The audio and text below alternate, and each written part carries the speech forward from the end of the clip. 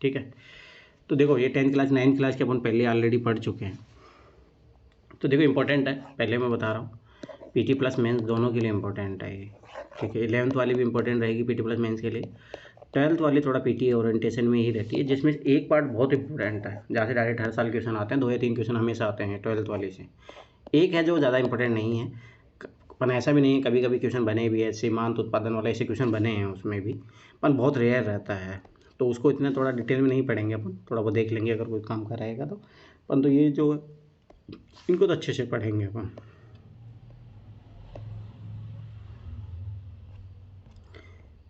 अब ये देखो ये कोई ज़रूरी नहीं है, ये थोड़ा बहुत दिया रहता है, टीचर वीचर जब मतलब बच्चों को पढ़ाते हैं उनके लिए ज़रूरी हो जाता है, ठीक है। तो यही देख लेते हैं एक बार, ये तो हमेशा अपन देखते ही हैं। भारत का संविधान है, ये उद्देश्य का याद रखना कि संविधान का पार्ट है पहली बात। और हम भारत के लोग भारत के संपूर्ण प्रभुत्व संपन्न समाजवादी धर्मनिरपेक्ष लोकतंत्रात्मक गणराज्य बनाने के लिए तथा उसके समस्त नागरिकों को सामाजिक आर्थिक और राजनीतिक न्याय, विचार अभिव्यक्ति विश्वास धर्म और उपासना की स्वतंत्रता, प्रतिष्ठा और अवसर की समता प्राप्त कराने के लिए तथा उन सब में व्यक्ति की गरिमा, राष्ट्र की एकता और अखंडता सुनिश्चित करने वाली बंधुता बढ़ाने के लिए दृढ़ संकल्प होकर अपनी संविधान सभा में आज तारीख 26 नवंबर 1949 ईस्वी को इसके द्वारा संविधान को अंगीकृत, अधिनियमित और आत्मनिर्भर करते हैं। याद रखना कि इसमें एक बार ही संविधान संशोधन हुआ है 1976 में, ठीक है। तो ये चीज़ याद रखना। 4 शायद 5 अध्याय है ना, तो इसमें इम्पोर्टेंट है, ये पढ़ेंगे। शिक्षक के लिए निर्देश छोड़ो, वो अपने काम के नहीं है, यहाँ से आ जाओ। अभी देखो GS3 का सीधा सीधा टॉपिक भी है, ये चीज़ याद रखना, ठीक है। अब देखो पहली बात तो NCERT खासियत रहती है ना, कहानी के रूप में आपको इतनी अच्छी चीज़ें सिखा देता है जो आप कभी ऐसे सीख नहीं पाओगे। अब देखो विकास अथवा प्रगति की धारणा हमेशा से हमारे साथ है, हमारी आकांक्षाएं इच्छाएं कि हम क्या करना चाहते हैं और अपना जीवन कैसे जीना चाहते हैं। इसी तरह हम विचार रखते हैं कि कोई देश कैसा होना चाहिए, हमें किन अनिवार्य वस्तुओं की आवश्यकता है, क्या सभी को जीवन बेहतर हो सकता है। स्वाभाविक सी बात है, कोई किसी को भी सोचना चाहिए, देश के जो प्रधानमंत्री हो जो भी हो, लोग मिलजुल कर कैसे रह सकते हैं, क्या और अधिक समानता हो सकती है। विकास इन सभी प्रश्नों पर विचार करने और इन लक्ष्यों को प्राप्त करने के उपायों से जुड़ा है। यह काम जटिल है और इस अध्याय में हम विकास को समझने की प्रक्रिया शुरू करेंगे। आप उस कक्षाओं में इन मुद्दों को अधिक गहराई से सीखेंगे। इसके अतिरिक्त ऐसे बहुत से प्रश्नों के उत्तर आपको अर्थशास्त्र में नहीं बल्कि इतिहास और राजनीति विज्ञान के पाठ्यक्रम में भी मिलेंगे। ऐसा इसलिए कि हम आज जो जीवन जी रहे हैं वह अतीत से प्रभावित है, हम इसे जाने बिना बदलाव की इच्छा नहीं रख सकते। इसी तरह हम केवल एक लोकतांत्रिक राजनीतिक प्रक्रिया के द्वारा इन आशा और संभावनाओं को वास्तविक जीवन में प्राप्त कर सकते हैं। अब देखो यहाँ पे कितना अच्छी दिया है कि आप बिना इतिहास को जाने कोई भी चीज़ बदलाव नहीं कर सकते, इसलिए हिस्ट्री पढ़ना ज़रूरी हो जाता है, ठीक है। अब देखो ये पीटी के लिए, अब देखो ये इन्फॉर्मेशन देना कोई भी काम का नहीं है, ये जो सारा पहला पेज पढ़े पर कोई काम का नहीं, पीटी के लिए मैं सब बता रहा हूँ। परंतु ये है मेंस के लिए, जो आपकी जो क्लियरिटी चाहिए, इंटरव्यू के लिए जो क्लियरिटी चाहिए, उसके लिए ज़रूरी हो जाता है, समझ में आया। अब देखो मेरे बगैर भी विकास नहीं कर सकते, इस व्यवस्था में मेरा विकास नहीं हो सकता, ठीक है। अब जैसे मान लो कि एक मैं तुम्हें बताता हूँ, मैं पॉलिटी NCERT पढ़ रहा था, उसी में था कि जो ये जो रेडी पटरी चलाते हैं लोग, तो ऐसा हुआ था शायद 2008 या 9 के समथिंग जो भी है, उनको वहाँ से जैसे पुलिस वाले बहुत परेशान करते थे, लगाने नहीं देते थे उन लोगों को, उनके ठेले उठा के ले जाते थे, जैसे आज भी होता है बहुत बार जहाँ पुलिस अपना नेगेटिव रूप दिखाती है। तो बाद में फिर जब लगा कि भाई अब जैसे मान लो उनको ले गए, तो वो क्या हुआ कि जो डेली जो होते सब्जी देने वाले ये सब, तो उनकी जब चीज़ें आपूर्ति नहीं हुई कॉलोनियों में इनमें, तो उन लोगों को दिक्कतों का सामना करना पड़ा। तो फिर बाद में स्ट्रीट वेंडर एक्ट बना। तो इससे पता लगता है कि भाई सबकी उपयोगिता है, और कोई भी चाहे कोई कितना छोटा से छोटा काम कर रहा हो, उसके बिना चाहे अनिल अंबानी हो चाहे मुकेश अंबानी कोई भी हो, उसकी भी ज़रूरतें पूरा नहीं हो सकती है। तो इसीलिए सबका कोलिब्रेशन होना, सबका डेवलपमेंट होना बहुत ज़रूरी है। तो ये इसी टाइप से ये चैप्टर है, इसका कारण यही है। विकास क्या वादा करता है और विभिन्न व्यक्ति विभिन्न लक्ष्य क्या क्या हो सकते हैं। जैसे तुम एक कार चाहते हो, अभी देश की जो स्थिति है उसमें तुम्हें यह आशा कर सकते हो कि काश तुम्हारे पास एक रिक्शा होता। ये बात सही है। याद करो कि जब पहले साइकिल जो है, एक किसी भी गांव में अगर किसी के पास साइकिल होती तो बहुत बड़ी बात थी। फिर कुछ समय बाद में आया कि गाड़ी है जिसके पास, वो बहुत बड़ी बात है। साइकिल सब लोगों के पास होने लगी तो वो सामाजिक जो स्टेटस उसकी बात नहीं रही। फिर गाड़ी आया, फिर 4 व्हीलर आया। अब ऐसा है कि 4 व्हीलर में तुम्हारे पास कौन सी गाड़ी है वो ज़्यादा इंपॉर्टेंट है। कुछ दिनों बाद में हो सकता है कि किसी के पास हेलीकॉप्टर ये सब आने लग जाए, और आते हैं, अभी भी ऐसा नहीं है, पर वो हाई क्लास लोगों के पास आते हैं। तो ये पैमाना चेंज होते रहता है, मतलब विकास का पैमाना चेंज होता रहता है, ये चीज़ याद रखना। हमें कल्पना करने का प्रयास करें कि तालिका 1 पॉइंट में दी गई सूची के अनुसार लोगों के लिए विकास का क्या क्या अर्थ हो सकता है, उनकी क्या आकांक्षाएं हैं। आप देखिए कुछ स्तंभ अधूरे भरे हैं, इस तालिका को पूरा करने की कोशिश कीजिए। आप चाहे तो किन्हीं और श्रेणी के व्यक्तियों को भी जोड़ सकते हैं। अब देखो स्वाभाविक सी बात है, किस व्यक्ति से पूछोगे तो वो स्वाभाविक सी बात है, भूमिहीन ग्रामीण मजदूर समझोगे तो बोलेगा यार मुझे ज़मीन दिला दो, ठीक है, मुझे अच्छा मेहनताना दिला दो, ठीक है, मेरे बच्चों को अच्छी स्कूल दिला दो। तो सबसे पूछोगे तो सबका अलग अलग रहेगा। बेरोजगार युवक बोलेगा यार मुझे रोज़गार दिला दो सबसे पहले। अगर मान लो जिसकी शादी नहीं होगी बोले मेरे को शादी करवा दो। तो सबकी यार जो भी है सोचो तो कितनी डाइवर्सिटी आएगी। जैसे मैं आज यूट्यूब पे ऐसे देख रहा था तो एमपी में एक ज़िला है, सोचो नाम मुझे नहीं पता, जो भी है भूल गया, परंतु वहाँ मतलब कि एमपी का ज़िला है नर्मदा के मतलब उधर के पार, मतलब नर्मदा 2 पार्ट डिवाइड कर देती है एमपी को, एक इधर वाला एक इधर वाला। तो इसके पास में एक गांव है, तुम्हें पता है इंडिया का सबसे गरीब गांव है ये। 71% गरीबी है यहाँ पे, मतलब 10 लोगों में 7 गरीब है। इनकी बेसिक जो है रोटी कपड़ा मकान उनकी भी आवश्यकताएं पूरी नहीं हो रही। आज की बात है ये, मतलब बीबीसी का न्यूज़ का था, मैंने आज ही देखा था वो। तो सोचो 71% लोग हैं, आज भी खाना पीना नहीं है, सरकार की योजनाएं वहाँ तक नहीं पहुँच रही है। अगर वहाँ के लोगों को पूछोगे तो वो तो पहले बोलेंगे भाई हमें रोटी कपड़ा मकान यही दिला दो। वहीं तुम अब जब दिल्ली में जाओगे स्लम एरिया जो है, अब वो बोलेंगे भाई हम रोटी कपड़ा मकान तो कर लेते हैं, आप हमारी गंदगी साफ करवा दो, ठीक है, हमारे लिए कुछ अच्छी रियायत पे कुछ ज़मीन उपलब्ध करवा दो। तो इसका मेरा कहना मतलब कि सब जगह डाइवर्सिटी है, सब लोगों की अलग अलग डिमांड होगी, विकास का पैमाना एक अलग अलग होगा। तो ये अपन डिसाइड नहीं कर सकते एक व्यक्ति से पूछ के। इसीलिए तो पहले जो बोला जाता था कि एक होती है टॉप डाउन अप्रोच, ठीक है। यहाँ क्या अभी भी क्या होता है, जैसे सुंदरलाल बहुगुणा थे जो पर्यावरणविद थे, उन्होंने एक बात बोली थी भाई जिन्होंने पर्यावरण कभी देखा ही नहीं, जिन्होंने मतलब इन्वायरमेंट में वैसे जंगल एरिया में कभी रहे नहीं है, वो कानून बना रहे हैं जंगल के बारे में, ठीक है, तो स्वाभाविक सी बात वो इम्प्लीमेंट कैसे होगा। एसी में बैठ के तुम कानून बना रहे हो क्लाइमेट चेंज का, तो ये बताओ क्लाइमेट चेंज होगा कैसे। स्वाभाविक सी बात है, सोचने वाली बात है ना। तो वही चीज़ें हैं, प्रॉब्लम वहाँ पे है कि आप प्लानिंग किस लेवल पे कर रहे हैं, ठीक है। अब यही दिक्कत आती है कि जैसे डीएम है, अगर डीएम अपने पास सारी पावर को सेंट्रलाइज रखता है ना, तो हमेशा ये चीज़ें रखना गलत होगा। जब तक ग्रास रूट से चीज़ें ग्राम सभा से उठ के डीएम के पास कोई चीज़ नहीं आए तो वो चीज़ मानना फिर डीएम उसके अकॉर्डिंग काम करे वो अच्छा है, और डीएम अपने अकॉर्डिंग चीज़ें थोप रहा है गाँव पे तो वो गलत है, ये चीज़ याद रख लेना। इसीलिए ये माना जाता है कि डेमोक्रेसी में सबसे बड़ी भूमिका लोगों की है। अगर जब तो लोग पार्टिसिपेट नहीं करते ना, डीएम वीएम नेता वेता, तो कभी विकास नहीं करा सकते देश का, ये चीज़ याद रख लेना। तो अगर आपका डेवलपमेंट करना है, खुद का डेवलपमेंट करना है या अपने गांव का, देश का, साम्राज्य जो भी राज्य का, तो ये चीज़ रखना, उसमें भूमिका आपकी होगी, ना कि आप इन नेता लोगों के या प्रशासकों के भरोसे नहीं रह सकते, क्योंकि वो चीज़ आपको समझेंगे नहीं ना। तालिका 1.1 को भरने के बाद आप इसका निरीक्षण करते हैं क्या इन सभी लोगों का विकास या प्रगति के बारे में एक जैसा विचार है? नहीं, सबका अलग अलग है, सबकी अलग अलग डिमांड है। संभव तो नहीं, इनमें से हर एक को अलग अलग चीज़ें पाना चाहता है, वे ऐसी चीज़ें चाहते हैं जो उनके लिए सर्वाधिक महत्वपूर्ण है, अर्थात वे चीज़ें जो उनकी आकांक्षा और इच्छाओं को पूरा कर सकें। वास्तव में कई बार 2 व्यक्ति या 2 गुट ऐसी चीज़ चाह सकते हैं जिनके परस्पर विरोध हो सकता है। एक लड़की अपने भाई के समकक्ष आज़ादी और अवसर मिलने और भाई भी घर के कामकाज में हाथ बटाएगा की आशा रखती है। सोचो ये बात भी सही है। हो सकता है कि भाई को ये पसंद ना हो। इसी तरह अधिक बिजली पाने के लिए उद्योगपति ज़्यादा बांध चाहते हैं, परंतु वही है कि बांध बनेंगे तो ट्राइबल लोग हैं उनका क्या होगा, माइग्रेशन होगा। अब वो तो उनके लिए खतरनाक हुआ ना, इनके लिए तो अगर सोचो विकास तुम बोल दोगे, अरे यही होता है हकीकत में बता रहा हूँ ना।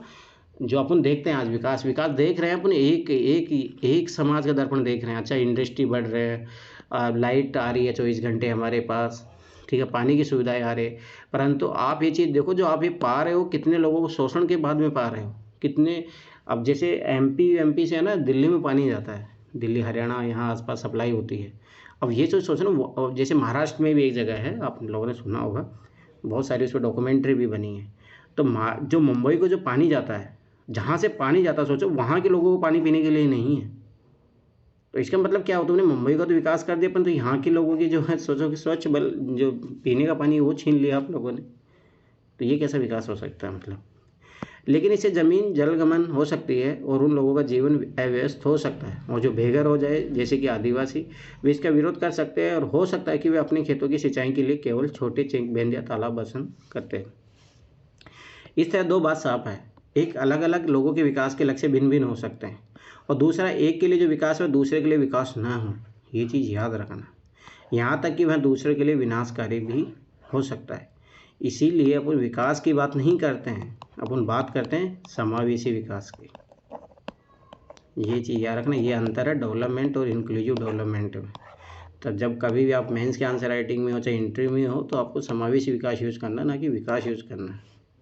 कोई पूछ ले आपसे कि आप विकास चाहते हो या समावेशी विकास चाहते हो, या आपसे पूछ ले कि आप ग्रोथ चाहते हो या डेवलपमेंट चाहते हो, तो आप बोलोगे नहीं हमें डेवलपमेंट भी नहीं चाहिए, हमें इंक्लूसिव डेवलपमेंट चाहिए। इसीलिए सिलेबस में लिखा है GS3 में इंक्लूसिव डेवलपमेंट, ना कि डेवलपमेंट लिखा है। ठीक है, इस तरह के लोग विकसित होना ही नहीं चाहते इनके बारे में सोच रहा है। ठीक है, आय और अन्य लक्ष्य हैं। देखो, नर्मदा नदी पर सरदार सरोवर बांध की ऊंचाई में वृद्धि किए जाने के विरोध में यहाँ पे प्रदर्शन हो रहा है। अब ये देखो, इसके लिए बोला जाता था कि नर्मदा नदी पर जब ये सरदार सरोवर बांध बनेगा तो गुजरात को, महाराष्ट्र को, राजस्थान को, इनको बिजली मिलेगी।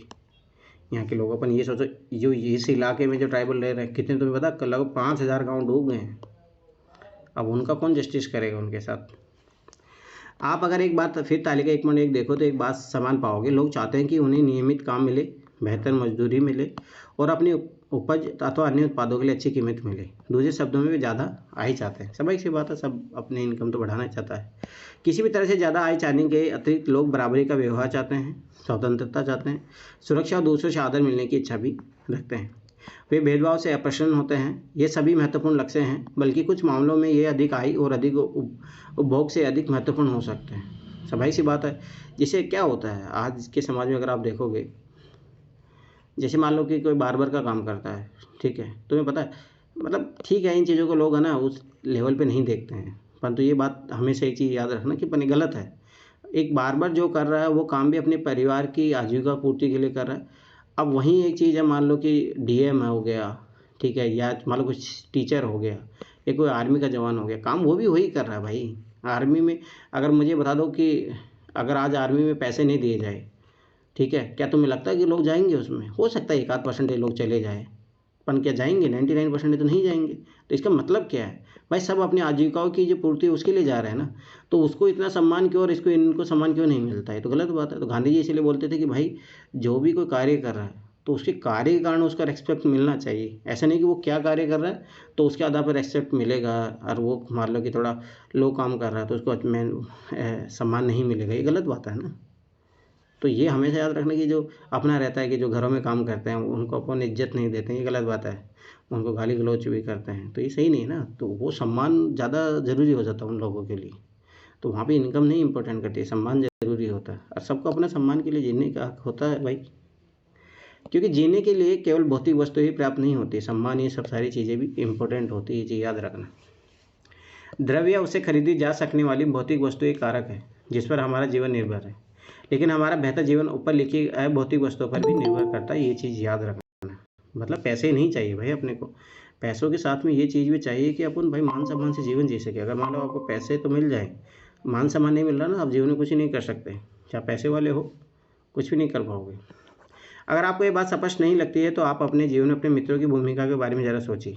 आपको उनकी मित्रता की इच्छा हो सकती है। इसी तरह और भी बहुत सी चीज़ें हैं जिन्हें आसानी से मापा नहीं जा सकता, लेकिन उनका हमारे जीवन में बहुत महत्व होता है। जैसे इसका मैं एक और एग्जांपल देना चाहूँ, जैसे मतलब कि पेरेंट्स होते हैं, ठीक है। पेरेंट्स की जब तक देखो जो आर्थिक उपयोगिता होती है, जब तक उनका रिस्पेक्ट मिलता है, जैसे मान लो कि कमाने नहीं लग जाती है, एक एज हो जाती है, उनके बाद में उनको कोई रिस्पेक्ट नहीं मिलता, मैंने गलत है ना भाई, यही तो चीज़ है। अब उसके बाद में उनको बहुत सारे लोग तो घर से बाहर निकाल देते हैं, आश्रमों में रख रहे हैं, वृद्धाश्रम में रख रहे हैं। तो इसका मतलब क्या है, उनकी आर्थिक महत्वता ही समझा ना, तो वो चीज़ नहीं समझे उनकी महत्व, तो वो भी होता ही है। जैसे हस्बैंड वाइफ का ले लो, वाइफ मान लो अगर जॉब नहीं कर रही है तो उसको कोई इंपॉर्टेंस नहीं होता है, उनको लगता ही नहीं है कि ये कुछ काम कर रही है तो ये चीज़ भी है, इनकी प्राय अपेक्षा कर दी जाती है। लेकिन ये निष्कर्ष निकालना गलत होगा कि जिसे मापा नहीं जा सकता वो महत्व नहीं रखता। वही है, जैसे घरेलू कार्य का कोई माप नहीं है, कोई इनकम नहीं है, तो इसका मतलब ये नहीं है कि भाई इसको इम्पोर्टेंस नहीं है। एक चीज़ याद रखना कि अगर महिलाएं घर को नहीं संभाले ना तो पुरुषों को पता चले जब एक दिन घर संभाल ले, तो कहने का मतलब सबका महत्व है।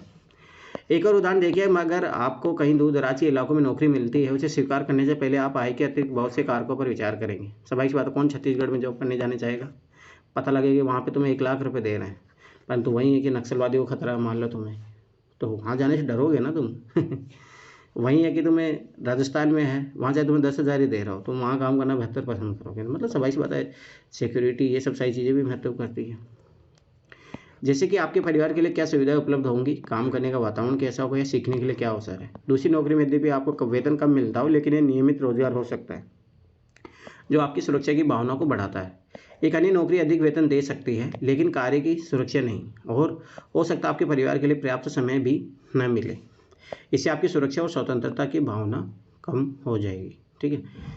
एक और चीज़ आज मैं सोच रहा था, ऐसे बैठा था तब, तो मैंने एक चीज़ नोटिस किया। जैसे मेरे गांव को अगर मैं देखता हूँ, आज से अगर 20-25 साल पहले मैं देखूँ अपने गांव को, तो मैंने एक चीज़ नोटिस किया, अगर गांव में अगर गवर्नमेंट जॉब नहीं लोगों को मिलता, जैसा भी मेरे गांव में अच्छा खासा गवर्नमेंट जॉब है लोगों के पास, तो मैंने देखा भाई प्रोग्रेस बहुत फास्ट हुई है। अगर वहीं मैं देखूं कि भाई जिन घरों में गवर्नमेंट जॉब नहीं है, उनकी आर्थिक स्थिति बहुत ख़राब है। तो अरे एक और चीज़ मैंने नोटिस किया कि जैसे मान लो कि जो प्राइवेट सेक्टर में काम करते हैं, ठीक है, ये चीज़ याद रखना कि वो करप्शन बहुत ज़्यादा करेंगे, ब्लैक मनी जो भी है, क्योंकि समझ क्यों प्राइवेट सेक्टर में उनकी इनकम कितनी होती है, 10 से 15 हज़ार। मुझे याद है गाँव में इससे ज़्यादा कोई देता नहीं है, मैक्सिमम 20 हज़ार मान लो, इससे ज़्यादा कहीं इंडिया के कोई से भी गाँव में तुम्हें पैसा नहीं मिलेगा। अब सफाई सी बात है, 15-20 हज़ार में तो आप बच्चों को पढ़ा भी नहीं पाओगे। साल भर वो अगर अच्छी इंग्लिश स्कूल में पढ़ाओगे, देखिए 2-2 लाख रुपए फीस है, तो चीज़ सोचो कि वो क्या करेगा फिर। वो कुछ उल्टे सुलटे काम करेगा, ब्लैक मनी ये जो भी है, ड्रग्स से काम करेगा। तो मैंने ये नोटिस किया, मतलब ये ऑब्जर्वेशन रहा कि अनैतिक जो चीज़ें हैं ना, वो बढ़ने का कारण कहीं ना कहीं ये भी है। गवर्नमेंट को लगता है कि हम प्राइवेट सेक्टर को ज़्यादा बढ़ा दें। अब प्राइवेट सेक्टर में याद रखना, चलो ठीक है प्राइवेट सेक्टर बढ़ने चाहिए, जो भी एक्सवाइजेड है, पर याद रखना उस सैलरी कभी नहीं बढ़ाएंगे प्राइवेट सेक्टर में, ये चीज़ याद रखना। सरकार पे दबाव होता है इसलिए बढ़ाना पड़ता है। जैसे 8वां वेतन आयोग अभी उन्होंने लाया, तो ये ऑटोमेटिक है ना कंजप्शन बढ़ाएगा। तो ये गवर्नमेंट ये नहीं देखना चाहिए कि हम कितना खर्च कर रहे हैं, ये चीज़ सोचो कितना टैक्स के रूप में मिलेगा भी तो ना। तो वो वाली बात है। इसलिए ना थोड़ा देखने का नज़रिया अपना बहुत वो रहना चाहिए कि कभी अपन की चीज़ों को बहुत ज़्यादा नेगेटिव देखने लग जाता है, तो फिर ऐसा लगता है कि सारी चीज़ें गलत हैं। जैसे गवर्नमेंट को अभी ऐसा लगता है कि हमें गवर्नमेंट सेक्टर का जॉब कम कर देनी चाहिए, प्राइवेट सेक्टर को बढ़ावा देना चाहिए। पर तो मैं बता रहा हूँ, जो मेरा जो एनालिसिस रहा है, मैं इस चीज़ के खिलाफ हूँ। क्योंकि अभी आप ग्रामीण भारत को नहीं जानते हो। ग्रामीण भारत का जैसा माहौल है, परिस्थिति है, उसमें प्राइवेट जॉब अगर करोगे ना, फिर वही चीज़ें कास्टिज्म ये सारी चीज़ें वापस से बढ़ेगी, दिक्कत बढ़ेगी, ये चीज़ याद रख लेना। ठीक है। इसी तरह विकास के लिए लोग मिले जुले लक्ष्यों को देखते हैं। यह सच है कि यदि महिलाएं वेतन भोगी कार्य करती है तो घर और समाज में उनका आदर बढ़ता है। ये बात सही है, हकीकत है। तथापि यह भी सच है कि अगर महिलाओं के लिए आदर है तो घर में उनके कामकाज में ज़्यादा हाथ बटाया जाएगा और घर से बाहर काम करने वाली महिलाओं को अधिक स्वीकार किया जाएगा। हो ही रहा है ये तो। सुरक्षित और संरक्षित वातावरण के कारण ज़्यादा महिलाएं विभिन्न प्रकार की नौकरियां व्यापार कर सकती हैं। इसलिए लोगों के विकास के लक्ष्य केवल बेहतर आय के नहीं होते, बल्कि जीवन में अन्य महत्वपूर्ण चीज़ों के बारे में भी होते हैं। अब बात आती है नेशनल डेवलपमेंट की, राष्ट्रीय विकास कैसे होगा। जैसे कि हमने ऊपर देखा कि यदि लोगों के लक्ष्य भिन्न हैं तो उनकी राष्ट्रीय विकास के बारे में भी धारणा भिन्न होगी। आपस में इस विषय पर विचार कीजिए कि भारत के विकास के लिए क्या करना चाहिए।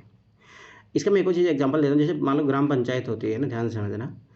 ग्राम पंचायत में इसलिए बोला जाता है ना कि भाई, जैसे मोनिका से भी क्वेश्चन पूछा गया कि अगर मान लो महिलाएं संसद में जाएगी तो क्या सुधार होगा, क्या लगता है सुधार हो भी नहीं होगा, नहीं होगा। अब जैसे एक चीज़ मैं तुम्हें बताता हूँ, जैसे मान लो मेरे गांव में है ना, मान लो ठीक है, अब मेरे गांव में पानी की बहुत ज़्यादा समस्या है। अब जैसे मान लो कि कोई मेन सरपंच बन रहा तो उसको ज़्यादा वैल्यू उसका मतलब नहीं है ना, क्योंकि वो पानी कभी लाता नहीं है। महिलाएं जो है भाई 1-1 किलोमीटर चल के पानी ला रही है, तो उनको पता है ना असली प्रॉब्लम क्या है। तो मेन को ये पता नहीं है। मेन हो सकता है कि वो सड़कें बनाए, ये सारी चीज़ें बनाए, पर हो सकता है जब वुमेन को सरपंच बने तो वो सबसे पहले काम पानी पे करे। तो ये फ़र्क आ जाता है कि विकास मतलब राज कौन कर रहा है और उसकी क्या प्रायोरिटी है।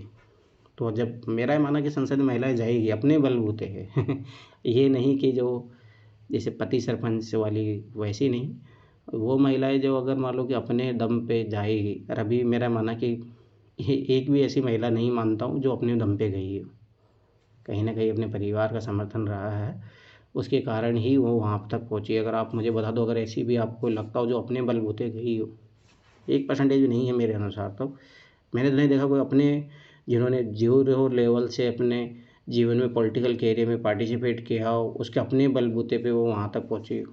नहीं है, ऐसा कोई भी नहीं मिलेगा आपको। तो परंतु मेरा मानना जिस दिन 33% महिला वैसी होगी कि जो अपने बलबूते पहुँचे, देख लेना उस दिन देश का लेवल अलग होगा। और होगा ये अंतर, ये चीज़ याद रखना, बहुत बड़ा अंतर दिखेगा आप लोगों को। संभव है कि कक्षा के विभिन्न विद्यार्थियों ने उपयुक्त प्रश्नों के अलग अलग उत्तर दिए होंगे। ठीक है, हो सकता है आपने स्वयं इन प्रश्नों के बहुत से उत्तर सोचे और उनमें से किसी भी एक के विषय में आप स्वयं भी निश्चित ना हो। यह समझना बहुत आवश्यक है कि देश के विकास के विषय में विभिन्न लोगों की धारणाएं भिन्न या परस्पर विरोधी हो सकती हैं। हाँ, ये बात भी सही है, देखो ध्यान से समझना। जैसे कुछ लोगों से पूछोगे ना तो वो लोग बोले कि यार डेमोक्रेसी कोई काम की चीज़ नहीं, हटा दो, चाइना की तरह ला दो, देखो चाइना ने कितने लोगों को रोजगार दिया। ऐसा भी होगा। कुछ लोग बोलेंगे आप लोगों को प्राइवेट सेक्टर ख़त्म कर दो, गवर्नमेंट जॉब को ही आगे बढ़ो। कुछ बोलेंगे गवर्नमेंट जॉब को ख़त्म कर दो, प्राइवेट सेक्टर को ख़त्म करो। कुछ लोग आपको बोलेंगे कि भाई सड़कों का बहुत विकास कर दो। ठीक है, कुछ लोग बोलेंगे कि आप रिजर्वेशन ख़त्म कर दो।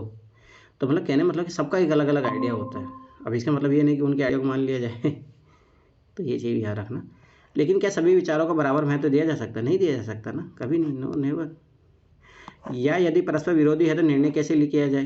अब देखिए एथिकल डायलेमा जो होता है, लिए न्यायपूर्ण और सही राह क्या होगी? हमें यह भी सोचना होगा कि कार्य करने का कोई बेहतर तरीका है क्या? इस विचार से भी बहुत से लोगों को लाभ होगा या कुछ को ही? राष्ट्रीय विकास का अभिप्राय, इन सभी प्रश्नों पर विचार करना होगा। तो इसलिए याद रखना, नेशन डेवलपमेंट की जब बात आती है तो भाई किसी एक समुदाय को नहीं किया जाता।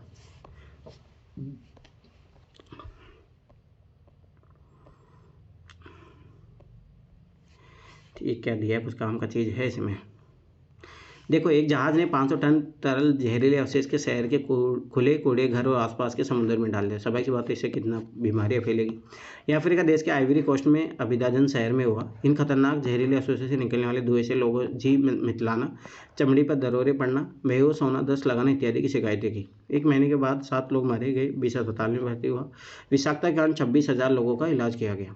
पेट्रोल और धातु से संबंधित एक बहुराष्ट्रीय कंपनी ने आइवरी कोस्ट की एक स्थानीय कंपनी को अपने जहाज से जहरीले पदार्थ फेंकने को ठेका दिया था। यही होता है, गवर्नमेंट बहुत सारी चीज़ें अपने प्रॉफिट के लिए करती है तो उसमें नुकसान होता है। कल मैं ना उसका किसका नाम है, प्रोफेसर अमर्त्य सेन के इंटरव्यू देख रहा था। तो मतलब कभी है ना, इन लोगों को ज़रूर सुनना चाहिए। उसको नोबेल पुरस्कार भी मिला है, भारत रत्न भी मिला है उसको। उसकी थॉट ऑफ प्रोसीजर क्या है सोचो, तुम्हें पता वो आज भी मतलब बंगाल में है, उनका शांति निकेतन में उनका घर है, वो वहाँ पे रहने आते हैं। सोचो, कोई ज़रूरी नहीं उनके पास इतने पैसे हैं सब कुछ अमेरिका में रह सकते, परंतु वो यहाँ रहने आते हैं।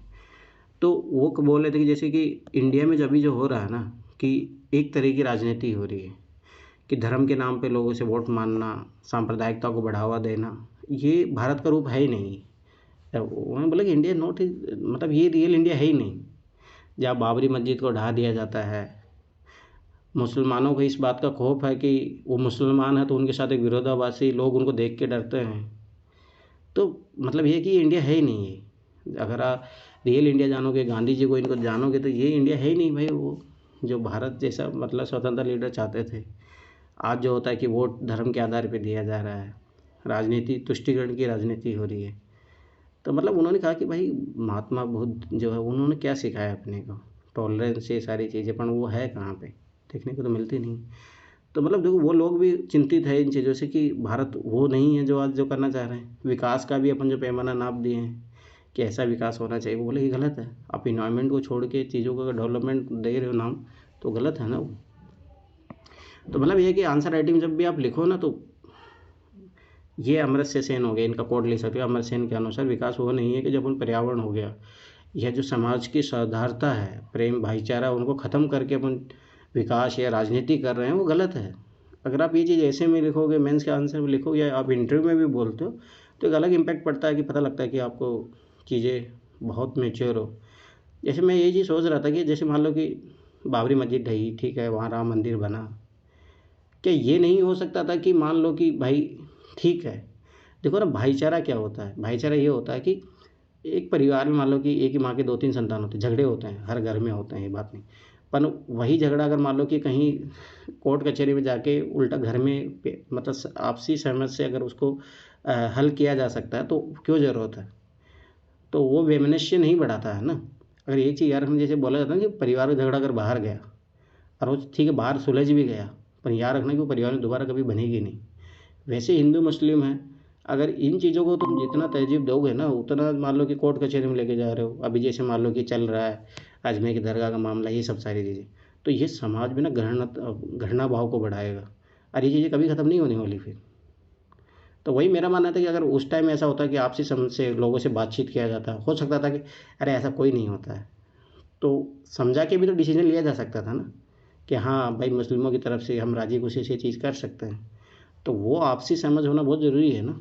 देश चलाने के लिए ऐसा नहीं होता कि डिसीजन थोप दिए जाए। तो मेरा मानना है कि मतलब ये चीज़ें सोचना चाहिए कि ऐसा क्यों हो रहा है कि अभी हिंदुत्ववादी अवधारणा क्यों ज़्यादा बढ़ रही है, ये ऐसा क्यों हो रहा है, प्रयागराज में इतने लोग क्यों पहुंच जा रहे हैं। तो ऐसा नहीं है ना, बहुत सारी कारण है इन चीज़ों के पीछे। यदि विकास की धारणा में ही भिन्नता और परस्पर विरोध हो सकता है, तो निश्चित रूप से विकास के तरीकों में भी भिन्नता हो सकती है। अगर आप ऐसे किसी विवाद से परिचित हो तो आप विभिन्न व्यक्तियों की तरफ जाने का प्रयास कीजिए, कि यह आप लोगों से बातचीत करके अखबारों टेलीविज़न के माध्यम से जान सकते हैं। अब देखिए, मैं पहले बता रहा हूँ, ये चैप्टर पूरा मेंस के लिए है, ठीक है। मेंस के लिए बहुत इंपॉर्टेंट चैप्टर है। आप विभिन्न देशों या राज्यों की तुलना कैसे की जाए। आप पूछ सकते हैं कि अगर विकास का अर्थ अलग अलग हो सकता है तो फिर कुछ देशों को विकसित और कुछ को अविकसित कैसे कहा जा सकता है। इससे पहले कि हम इस विषय पर आए, एक अन्य प्रश्न के बारे में सोचते हैं। जब हम भिन्न भिन्न चीज़ों की तुलना करते हैं तो उसमें समानताएं और अंतर दोनों हो सकते हैं। हम उनकी तुलना करने के लिए किन पहलुओं को प्रयोग करते हैं। कक्षा में विद्यार्थियों को तो देखते ही हैं, हम विभिन्न विद्यार्थियों की तुलना कैसे करते हैं। उनमें ऊंचाई, स्वास्थ्य, प्रतिभा, रुचि के अनुसार अंतर है। हो सकता है सबसे स्वस्थ विद्यार्थी सबसे पढ़ाकू विद्यार्थी ना हो, सही बात है, हो सकता है, कोई नॉर्मल बात है। सबसे बुद्धिमान विद्यार्थी हो सकता है मित्रता व्यवहार ना रखता हो, ये भी हो सकता है। तो हम विद्यार्थी तुलना कैसे करते हैं। हम जो मापदंड प्रयोग करते हैं तुलना के उद्देश्य पर निर्भर करेगा। खेलकूद टीम, वाद विवाद टीम, संगीत टीम या पिकनिक के लिए टीम, सबके चयन के लिए अलग अलग मापदंड होंगे। फिर भी हमें किसी उद्देश्य से कक्षा के विद्यार्थियों की सर्वांगीण प्रगति के बारे में मानक चाहिए, हम उसे कैसे चुनेंगे। इसलिए बोला जाता है ना, जो अभी अपना एजुकेशन पैरामीटर है, चाहे यूपीएससी का ही मान लो एक मैं चीज़ बता रहा हूँ, ध्यान समझना। जैसे मान लो आप एग्ज़ाम देते हो, आपका इसमें चेक क्या होता है, आप कितनी इन्फॉर्मेशन को मेमोराइज़ करते हो, थोड़ा उसका प्रोसेसिंग करते हो। पीटी में तो इन्फॉर्मेशन ही होता है, कितनी याद रख पाते हो, कितना डिलीवर कर पाते हो। मेंस में होता है कि उसका थोड़ा बहुत एनालिटिक वैसे यूज कर पाते हो। और इंटर में आप जो है बोल दिया जो भी है। मुझे बताओ, आपकी जो पर्सनल वैल्यूज है, आप मान लो कि बहुत अच्छा खेलने में हो, ठीक है, या आपका जो है थोड़ा रिलीजियस टॉलरेंस, आपकी बहुत अच्छी पावर हो, ठीक है, आप ऐसे, आपके व्यक्तित्व ऐसा है कि आप मतलब कि पर्सनैलिटी आपकी ऐसी है कि आप मतलब भाईचारा इनको बढ़ावा देते हो। तो इसका कहाँ यूज हुआ आईएएस में, या आपकी 10-12 की मार्कशीट में कभी यूज हुआ है इन चीज़ को, नहीं हुआ ना। तो ये तो बहुत गलत चीज़ है ना। तो इसका मतलब पैमाना आपने एक जैसा पैमाना बना दिया तो स्वाभाविक सी बात है वो बोलते हैं ना, भेड़ चाल चलोगे तो सभी भेड़ आएगी ना, एक भेड़ कुएं में पड़ी तो सभी गिरेगी। तो जो अभी जो आईएएस बनाने का पैमाना हो, या अपने जो स्कूल जो सिस्टम है जिसमें मेरिट होल्डर ही सबसे सर्वाधिक योग्य माने जाते हैं जिस समाज में, तो स्वाभाविक सी बात है कि वो तो गलत है ना। तो फिर एक जो समाज है या एक व्यक्ति है जिसकी स्किल अलग होती है, हो सकता है वो किसी में ज़्यादा बेहतर अच्छा करे, परंतु उसको समाज का जो पैमाना होता है उसका मापने का वो अलग होता है, उसके कारण उसको दरकिनार कर दिया जाता है। तो ये कितना बड़ा लॉस है ना। इसीलिए मैं फिर बार बता रहा हूँ, कमियाँ बहुत जगह है, एजुकेशन सिस्टम में ले लो, बहुत जगह कमी है। पर बात है कि उसका क्या सुधारने का प्रयास किया जा रहा है। नई एजुकेशन पॉलिसी में भी ऐसा कुछ विशेष नहीं है। अब जैसे ना मैं बताता हूँ एक चीज़, अभी आप लोग शायद पता होगा, राजस्थान में तो ऐसा होता है, राजस्थान में नहीं, हर जगह होता होगा, आप लोगों को पता होगा कि जो ये पोस्टमैन होता है उसकी नौकरी कैसे मिलती है, किसी को पता है ये चीज़। पोस्ट ऑफिस में जो काम करते हैं, डाजी। अब तुम्हें लगता है ये चीज़ सही है? नहीं, वो दिखती है।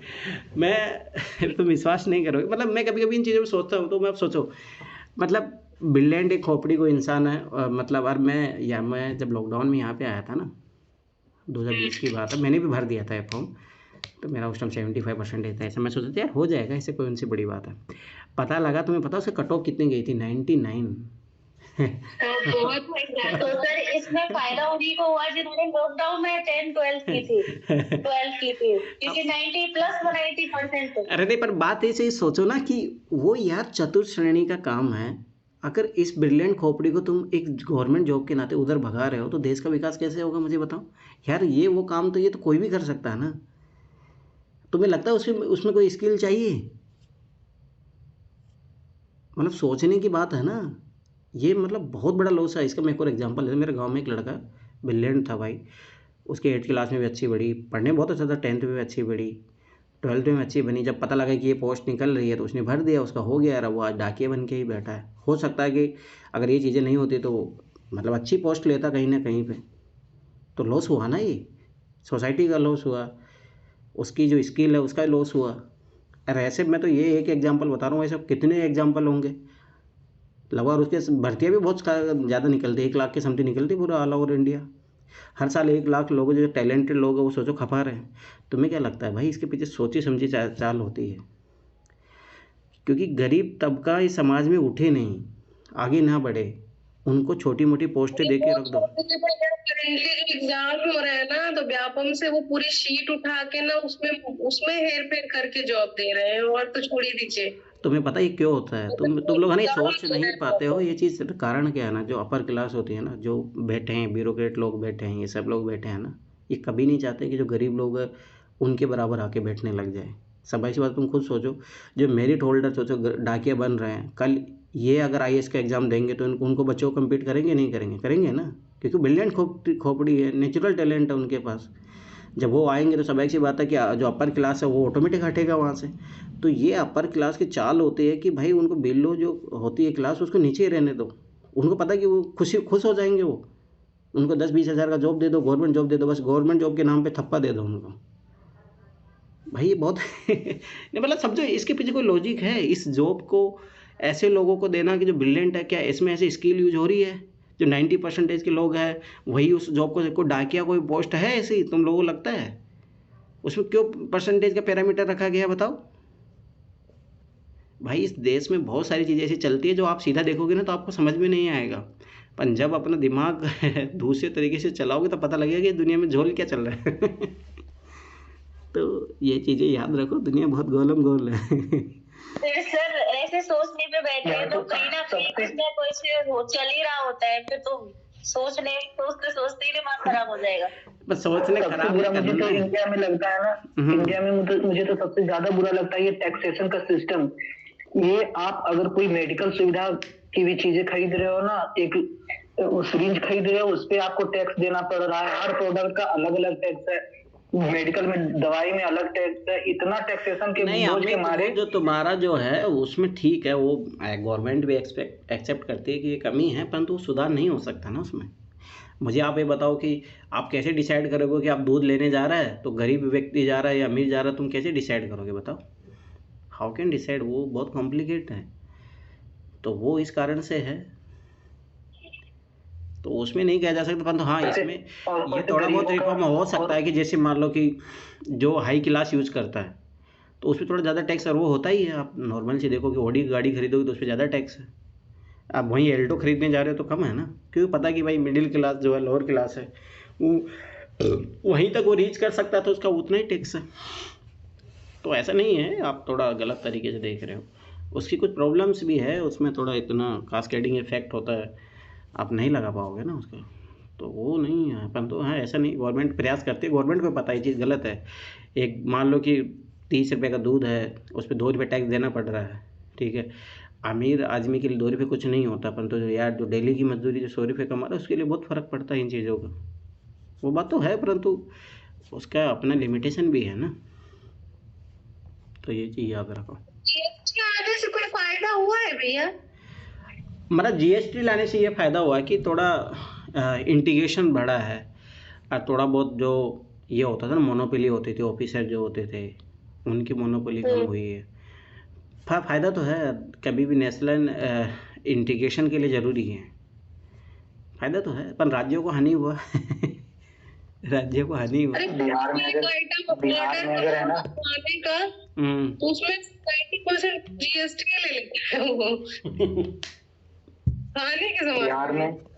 बिहार में जो भी नेता बनते हैं ना सर, तो वो कहते हैं कि या बिहार पुलिस हो या फिर चतुर्वर्गीय श्रेणी का जो भी जॉब होगा, वो केवल मेरिट लिस्ट पे आएगा, 8th क्लास पे, 10th क्लास पे, 12th क्लास पे, वोट बैंक के लिए।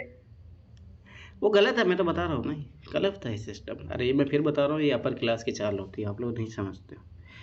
मैं समाजशास्त्र का विद्यार्थी हूँ, तो इसलिए मैं इस दृष्टिकोण से देख रहा हूँ, और ये मेरा दृष्टिकोण कोई गलत नहीं है। कार्ल मार्क्स को अगर आप पढ़ोगे तो कार्ल मार्क्स यही बोलता है कि जो शोषक वर्ग होता है ना, वो शोषण करना ही जानता है। वो कभी नहीं चाहता कि आप लोग आगे बढ़ो उनके बराबर। ये हकीकत बात है, ये चीज़ हमेशा याद रख लेना। राजा महाराजाओं के टाइम पे भी ऐसा ही था, आज भी ऐसा ही है, और आगे भविष्य में ऐसा ही होता रहेगा। याद करो कि जो कौन था वो जिसका अंगूठा मांग लिया जाता, एकलव्य था ना वो, जिसका अंगूठा मांग लिया था द्रोणाचार्य ने। हाँ एकलव्य। कारण क्या था उसका? वो अर्जुन से खतरनाक योद्धा बनता, तो उसको डर लगा कि ये तो एक सामान्य आदिवासी का लड़का जो है कि राजा महाराजाओं के उसको टक्कर देगा। ये ऐसा नहीं है आज होता आ रहा है, पहले भी होता है।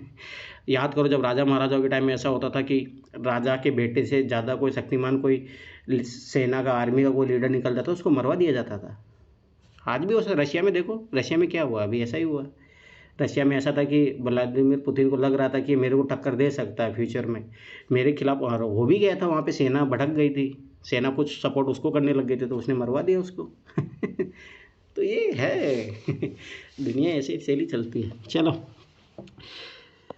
सामान्यतः हम व्यक्तियों को एक या दो महत्वपूर्ण विशेषताएं लेकर उनके आधार पर तुलना करते हैं। तुलना के लिए क्या महत्वपूर्ण विशेषताएं चुनी जाए, इस पर मतभेद हो सकते हैं। तो वही मैं बता रहा था कि 10+2 में आप किस आधार पर चुन रहे हो, बोर्ड उसका टॉपर बना रहे हो, गलत है। इंटरव्यू में भी जिस तरीके से पैमाना होता है यूपीएससी में, विद्यार्थियों की मित्रतापूर्ण व्यवहार और सहयोग की भावना, ये कौन देखेगा?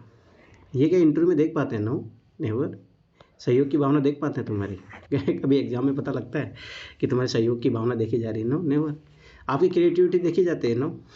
उनके द्वारा प्राप्त अंक? नो, कभी नहीं। जैसे हाँ, श्वेता है, ये मतलब गरीब बच्चों को पढ़ाती है, क्या इसका कोई यूज है? इसकी को जो क्वालिटी है, सोचो ये कितना अच्छा काम कर रही है। शायद इसको 1-2 हज़ार रुपये मिलते हैं, सोचो, जो भी वो बच्चों से नहीं लेती है, कोई और देता है। और सोचो ऐसे लोग काम कर रहे हैं, इनका कहाँ है यूज? कौन इनको रिकॉग्नाइज कर रहा है? बात तो ये भी सोचने वाली है ना।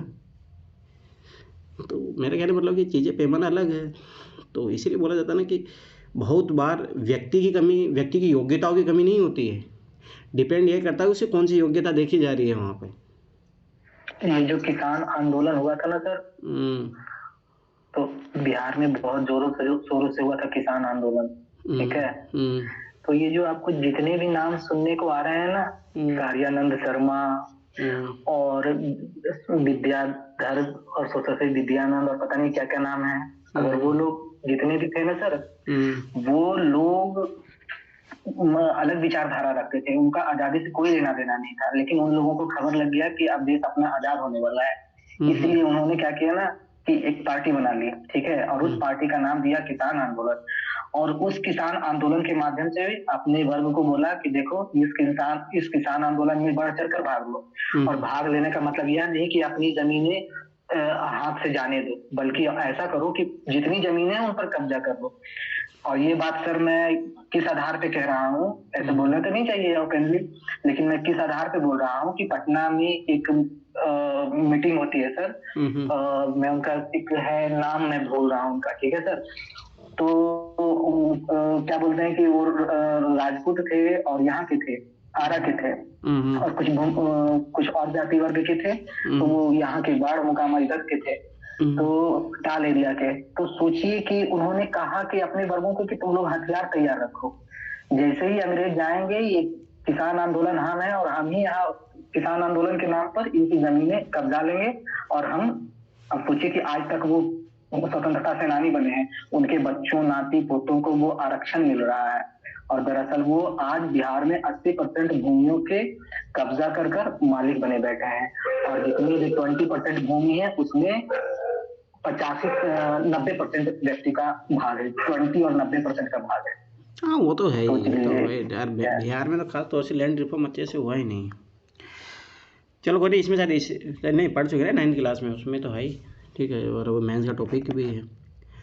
ठीक, आगे देखते हैं। यही बात विकास पर भी लागू होती है। देशों की तुलना करने के लिए उनकी आय सबसे महत्वपूर्ण विशेषता समझी जाती है। जिन देशों की आय अधिक है उन्हें कम आय वाले देशों से अधिक विकसित समझा जाता है। ये गलत है। याद करो, मैंने शायद पिछले साल आपकी एक स्टोरी शेयर की थी, जो अफ्रीका में थे, कि वहाँ पे लोग कंपटीशन को ये नहीं मानते कि अच्छा है। वहाँ पे याद करो, जो एक था उसने बच्चों को ये बोला कि अगर तुम जो फर्स्ट आएगा उसको ये आम का वो मिलेगा टोकरी, तो सब बच्चे दौड़ने लगते हैं, ठीक है। तो फिर एक बच्चा जो आगे निकल जाता है उसको पता लगता है कि अगर मैं जीत भी जाऊंगा तो ये तो हार गए ना, ये हार गए तो मेरी जीत किस काम की।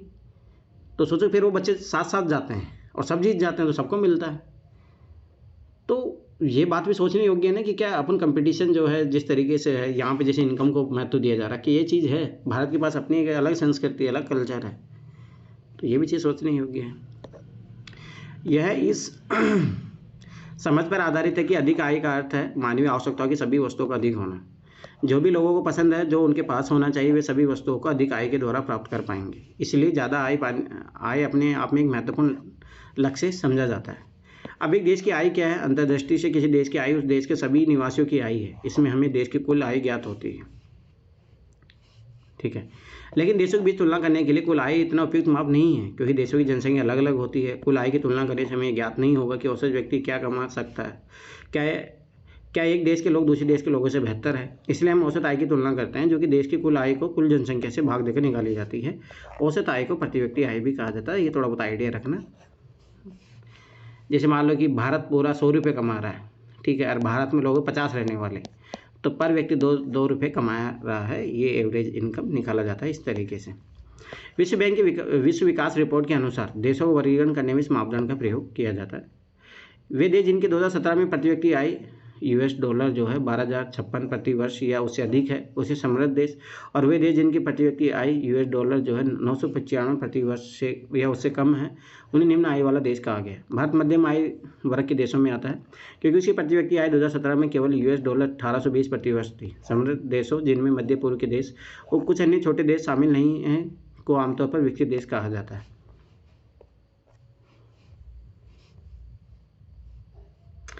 औसत आय, यदि औसत आय की तुलना के लिए उपयोगी है, फिर भी असमानताएं छुपा देता है। ये बहुत अच्छी बात है, और यही कारण है। जैसे मान लो कि अडानी अंबानी की तो आय बढ़ रही है, उससे क्या हो रहा है, देश की टोटल इनकम तो बढ़ रही है, परंतु क्या उसका डिस्ट्रीब्यूशन हो रहा है? नो, बिल्कुल भी नहीं हो रहा। तो ये तो गलत है ना। फिर इस आधार पर पैमाने पर देख रहे थे। उदाहरण के लिए 2 देश क और ख पर विचार कीजिए। हम मानते हैं कि प्रति देश में 5 निवासी है। तालिका 2 में आंकड़ों देखो। अब स्वाभाविक सी बात है, 5 देश क में, ठीक है, नागरिकों की मासिक आय है, ठीक है। अब मान लो ये इतना, तीसरे व्यक्ति को इतना मिल रहा है, चौथे व्यक्ति को इतना मिल रहा है, एवरेज निकालोगे तो अब देखो यहाँ पे देखो अब ये देखो, ये एक व्यक्ति जैसे अडानी मान लो, इसको, ये अडानी कमा रहा हो, देश के लोग ये कमा रहे हैं, एवरेज तो बहुत ज़्यादा निकल के आ जाएगा। देखो निकाल दो 1000, 2000, 50,000, 50,000 में 5 का भाग दोगे तो 10,000 आ गया। क्या सब लोग इतने 10,000 कमा रहे हैं? नो, अरे तो 500 ही कमा रहे हैं। तो यही चीज़ है, ये बहुत बड़ी चीज़ है। मैं फिर बार बता, गवर्नमेंट है ना, कभी इस चीज़ों पे ध्यान नहीं देती है। गवर्नमेंट को तो ये दिखाना पड़ता है कि टोटल हमारी देखो जीडीपी ग्रोथ करी है, सब चीज़ें। इसलिए अमृत सेन को इंटरव्यू सुनोगे तो हम बोलते हैं कि बहुत गलत है, इनकम इनइक्वलिटी बढ़ रही है, आप अपनी ग्रोथ दिखा रहे हो कि हमारी जीडीपी इतनी बढ़ गई, ये है वो है। ये तो देखो ना भाई, गरीब लोगों का क्या हो रहा है। क्या आप इन दोनों देशों में रहकर समान रूप से सुखी होंगे? नो, इसमें ज़्यादा सुखी होंगे, याद रखना। इनमें देखो सबका एवरेज सेम है, ये भी 50,000 ही है, सबका 10,000 ही आ रहा है, पर सम की इनकम इस लगेगा। और ये याद रखना कि इक्विटेबल जस्टिस इसी को बोला जाता है, और हकीकत बात यही है, होना यही चाहिए कभी भी। अब ये हो रहा है कि जैसे 100 रुपये में से अडानी तो 90 रुपये कमा रहा है, और बेचारे जो मान लो कि 49 लोग हैं, उनके पास 1-1 रुपये क्या है, 0.0 कुछ भी नहीं है। तो ये तो गलत है ना। इसीलिए कार्ल मार्क्स कैपिटलिज्म का क्यों विरोध करता था भाई, कारण है उसके पीछे। अरे मैं फिर बता रहा हूँ, देखो ना, मतलब कार्ल मार्क्स को अगर पढ़ोगे ना तो रिलेटिव, भाई कार्ल मार्क्स रिलेटिबल था। मतलब रिलेटिबल मानने का मानना है कि वो उस व्यक्ति को पता है कि भाई ये चीज़ कितनी खतरनाक है। सर दोनों चीज़ भाई सभी सोचा, देखो ये क्या हो रहा है, खुद ही सोचो। यहाँ पे दोनों देश बराबर विकसित है, शायद हम में से कुछ लोग देश ख में रहना पसंद करेंगे अगर हमें ये आश्वासन हो कि हम उस देश के 5वें नागरिक होंगे सब ये कमा रहे होंगे तब। लेकिन अगर हमारी नागरिकता संख्या लॉटरी के द्वारा निश्चित होगी तो शायद हमें से ज़्यादातर लोग देश क में रहना पसंद करेंगे। ऐसा इसलिए क्योंकि यदि भी दोनों देशों की औसत आय एक समान है, सबकी 10,000 है। देश ख के लोग ना तो बहुत अमीर है ना बहुत गरीब है, जबकि देश ख के ज़्यादातर नागरिक गरीब है। ये चीज़ याद रखना, वही भारत का हालात है। और एक व्यक्ति बहुत अमीर है, इसलिए यद्यपि औसत आय तुलना के लिए उपयोगी है, लेकिन इससे पता नहीं चलता कि आय लोगों में किस प्रकार वितरित है। गरीब विहीन तथा अमीर विहीन व्यक्तियों का देश हमने कुर्सियों का बनाया तथा उनको उपयोग करते हैं। गरीब तथा अमीर व्यक्तियों का देश। अब देखो यहाँ पे सब पे राज यही कर रहा है, एक पे 2 पे 4 व्यक्ति बैठे हुए हैं। तो यही भारत का हालात है। अब देखो यही चीज़ अपन देखते हैं, हरियाणा की इनकम देखो यहाँ पे बहुत ज़्यादा, बिहार की इनकम देखो, केरल की देखो। तो बिहार में ज़्यादा व्यक्ति गरीब क्यों है? कारण ये है कि बिहार की जो इनकम आई है वही कम है, तो गरीब तो होंगे फिर वहाँ पे। जब इसको डिस्ट्रीब्यूट किया जाएगा तो ऑटोमेटिक कम होंगे ना। और उसमें भी एक भूमाफिया ये सब इस तरीके के लोग बैठे हैं, तो और ज़्यादा खतरनाक स्थिति। इसलिए बिहार में गरीबी भी बहुत खतरनाक है, जातिवाद भी बहुत खतरनाक लेवल पे है।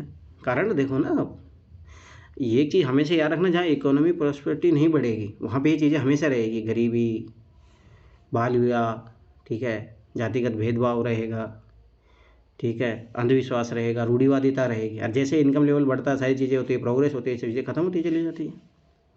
जब हमने व्यक्तिगत आकांक्षा और लक्ष्यों को देखा तो पाया कि लोग केवल बेहतर आय के बारे में नहीं सोचते हैं, बल्कि वे अपनी सुरक्षा, दूसरों से आदर भी चाहते हैं, समानता का व्यवहार भी पाना चाहते हैं, आज़ादी इत्यादि जैसे लक्ष्यों के बारे में भी सोचते हैं।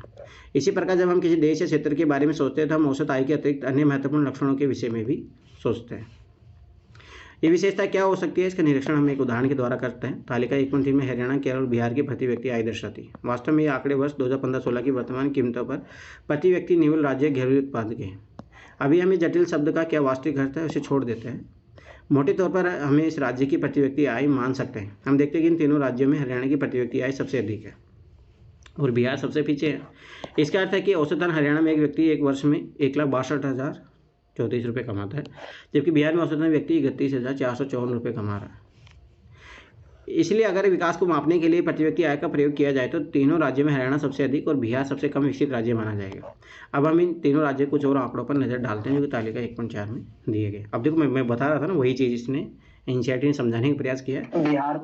बिहार में एक बड़ा कारण है फैक्ट्रियों का नहीं लगने का, कि बिहार सरकार के पास जो जमीनें हैं तो उन जमीनों का तो सदुपयोग हो नहीं रहा है, लेकिन जो 80% भूमियों के जो मालिक हैं सर, वो अपनी जमीनें देना नहीं चाहते, वहाँ फैक्ट्री लगने नहीं देते। कोई बाहर की कंपनी आती है तो उन्हें भगा दिया जाता है कि हम अपनी जमीनें नहीं देंगे। उनका कहना है कि तुम्हारे बच्चे तो फैक्ट्री में रहकर काम कर खा लेंगे, लेकिन मेरे बच्चों को आरक्षण है क्या? तुम लोगों को तो आरक्षण है।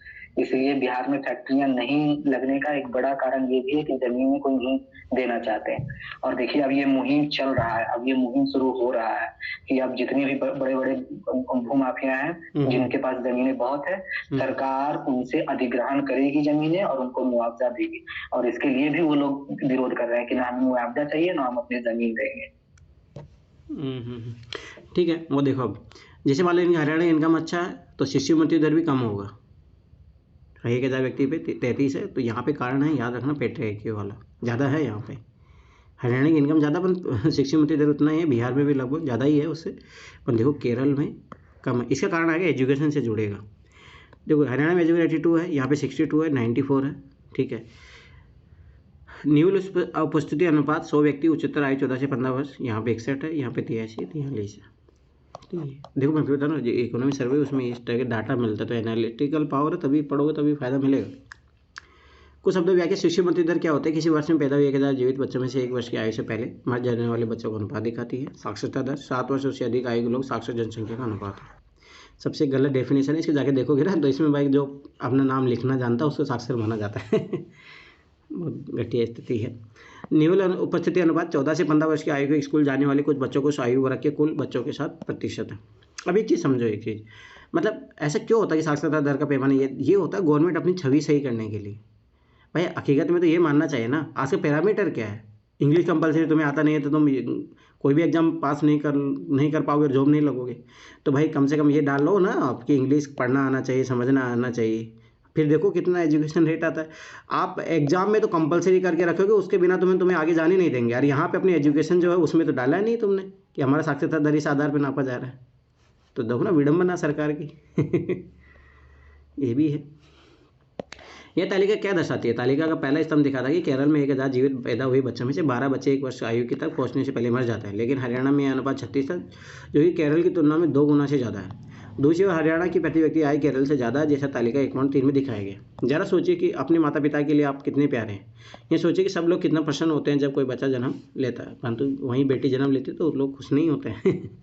अब ऐसे माता पिताओं के बारे में सोचिए जिनके बच्चे अपने पहले जन्मदिन से ही पहले मर जाते हैं। ऐसे माता पिता को कितना दुख महसूस होता होगा। दूसरा यह देखिए कि आंकड़े किस वर्ष के हैं, वर्ष 2016 के हैं, तो हम बहुत पुराने समय की बात नहीं कर रहे हैं। ये हमारी स्वतंत्रता के 70 वर्ष बाद की बात है, जब हमारे देश के बड़े बड़े शहर ऊंची ऊंची इमारतों और ख़रीदारी के लिए शॉपिंग मॉल से भरे हुए हैं। बस यही देखो ना, कंजम्पशन सब सारी चीज़ें हैं, पर क्या स्वास्थ्य की बेसिक हालात है। अधिकांश शिशु की बुनियादी स्वास्थ्य सुविधा भी नहीं मिल पाती।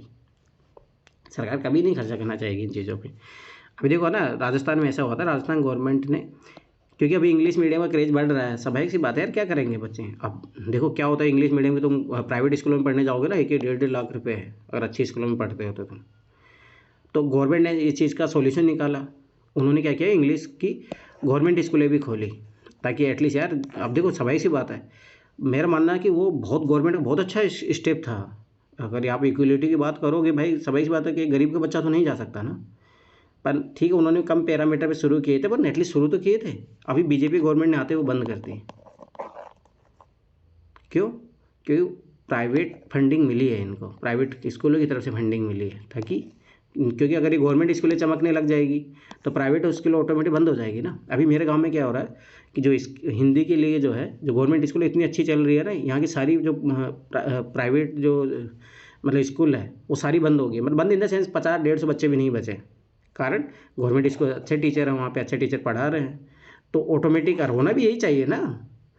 पर सोचो अब ये इंग्लिश में नहीं लागू हो जाए, इसलिए बीजेपी गवर्नमेंट ने इसको ख़त्म कर दिया।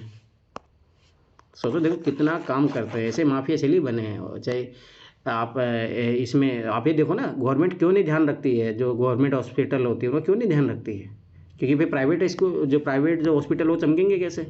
सोचो आयुष्मान जो भारत स्कीम में क्यों जोड़ा गया प्राइवेटों को, प्राइवेट अस्पतालों को, क्या जरूरत थी, क्या गवर्नमेंट अपने जो है वो नहीं खड़ा कर सकती थी, अस्पताल खड़ा नहीं कर सकती। अभी मेरा दोस्त डॉक्टर है, सोचो इतने सालों से बेरोजगार पड़ा हो, MBBS किया हुआ है, उसको गवर्नमेंट जॉब नहीं दे रही है। मेरा कहने मतलब समझो कि मतलब देश ऐसे नहीं चलता है। सर आयुष्मान योजना में बहुत घोटाला चल रहा है सर। अगर आप जाएंगे ना कार्ड लेकर, आयुष्मान कार्ड, तो आपको बोलेंगे कि ठीक है चेक कर लेते हैं पूरी बॉडी आपकी क्या क्या दिक्कत है, और 3-4 बीमारी ऐसे निकाल देंगे जो आपके बॉडी में नहीं है। पथरी की ऑपरेशन कर देंगे, हार्ट का ऑपरेशन कर देंगे, स्टेन लगा देंगे, किडनी का भी ऑपरेशन कर देंगे, और पैसे वो अपने बना लेंगे। और आपको तो बाद में पता चलेगा, जब आप और हालत आपकी खराब हो जाएगी, दूसरे डॉक्टर के पास जाएंगे, तब वो डॉक्टर आपको बताएगा कि उस डॉक्टर ने आपके साथ गलत किया है। गलती उसमें अपनी है ना, अवेयर नहीं रहते। चलो कोई नहीं। समस्या शिशु मृत्यु दर पर, अरे कोई नहीं, वो ठीक है। अब देखो मैं फिर 12 बता रहा हूँ, केस तो क्रांति करो, नहीं तो फिर चुपचाप बैठो, अपने लेवल पे सही करते रहो, ज़्यादा नहीं कर सकते तो तुम एटलीस्ट तुम जाओ तो एटलीस्ट चेक करना। क्या करोगे। अब ये भी नहीं सोचता रहना चाहिए कि गलत हो रहा तो होने दो, ये गलत है। पर मेरा मानना है कि एटलीस्ट अपने इंडिविजुअल लेवल पे अपने आप को इतना इनरिच करना चाहिए कि हम तो एटलीस्ट गलत नहीं होने दें। ठीक है। प्राइवेट अस्पताल में बाउंसर्स होते हैं सर, बाउंसर, राइफलधारी, बंदूकधारी सर, आप बोल नहीं पाओगे वहाँ। अरे यार कैसी बात कर रहे हो तुम। चलो ठीक है नहीं। समस्या शिशु मृत्यु दर पर समाप्त नहीं हो जाती। तालिका का अंतिम स्तंभ दिखाता है कि बिहार के लगभग आधे बच्चे कक्षा 8वीं के बाद स्कूल नहीं जा रहे हैं। अर्थात यदि आप बिहार के किसी स्कूल में पढ़ते हो तो आपके प्रारंभिक कक्षा के लगभग आधे से अधिक बच्चे गायब हो जाते हैं।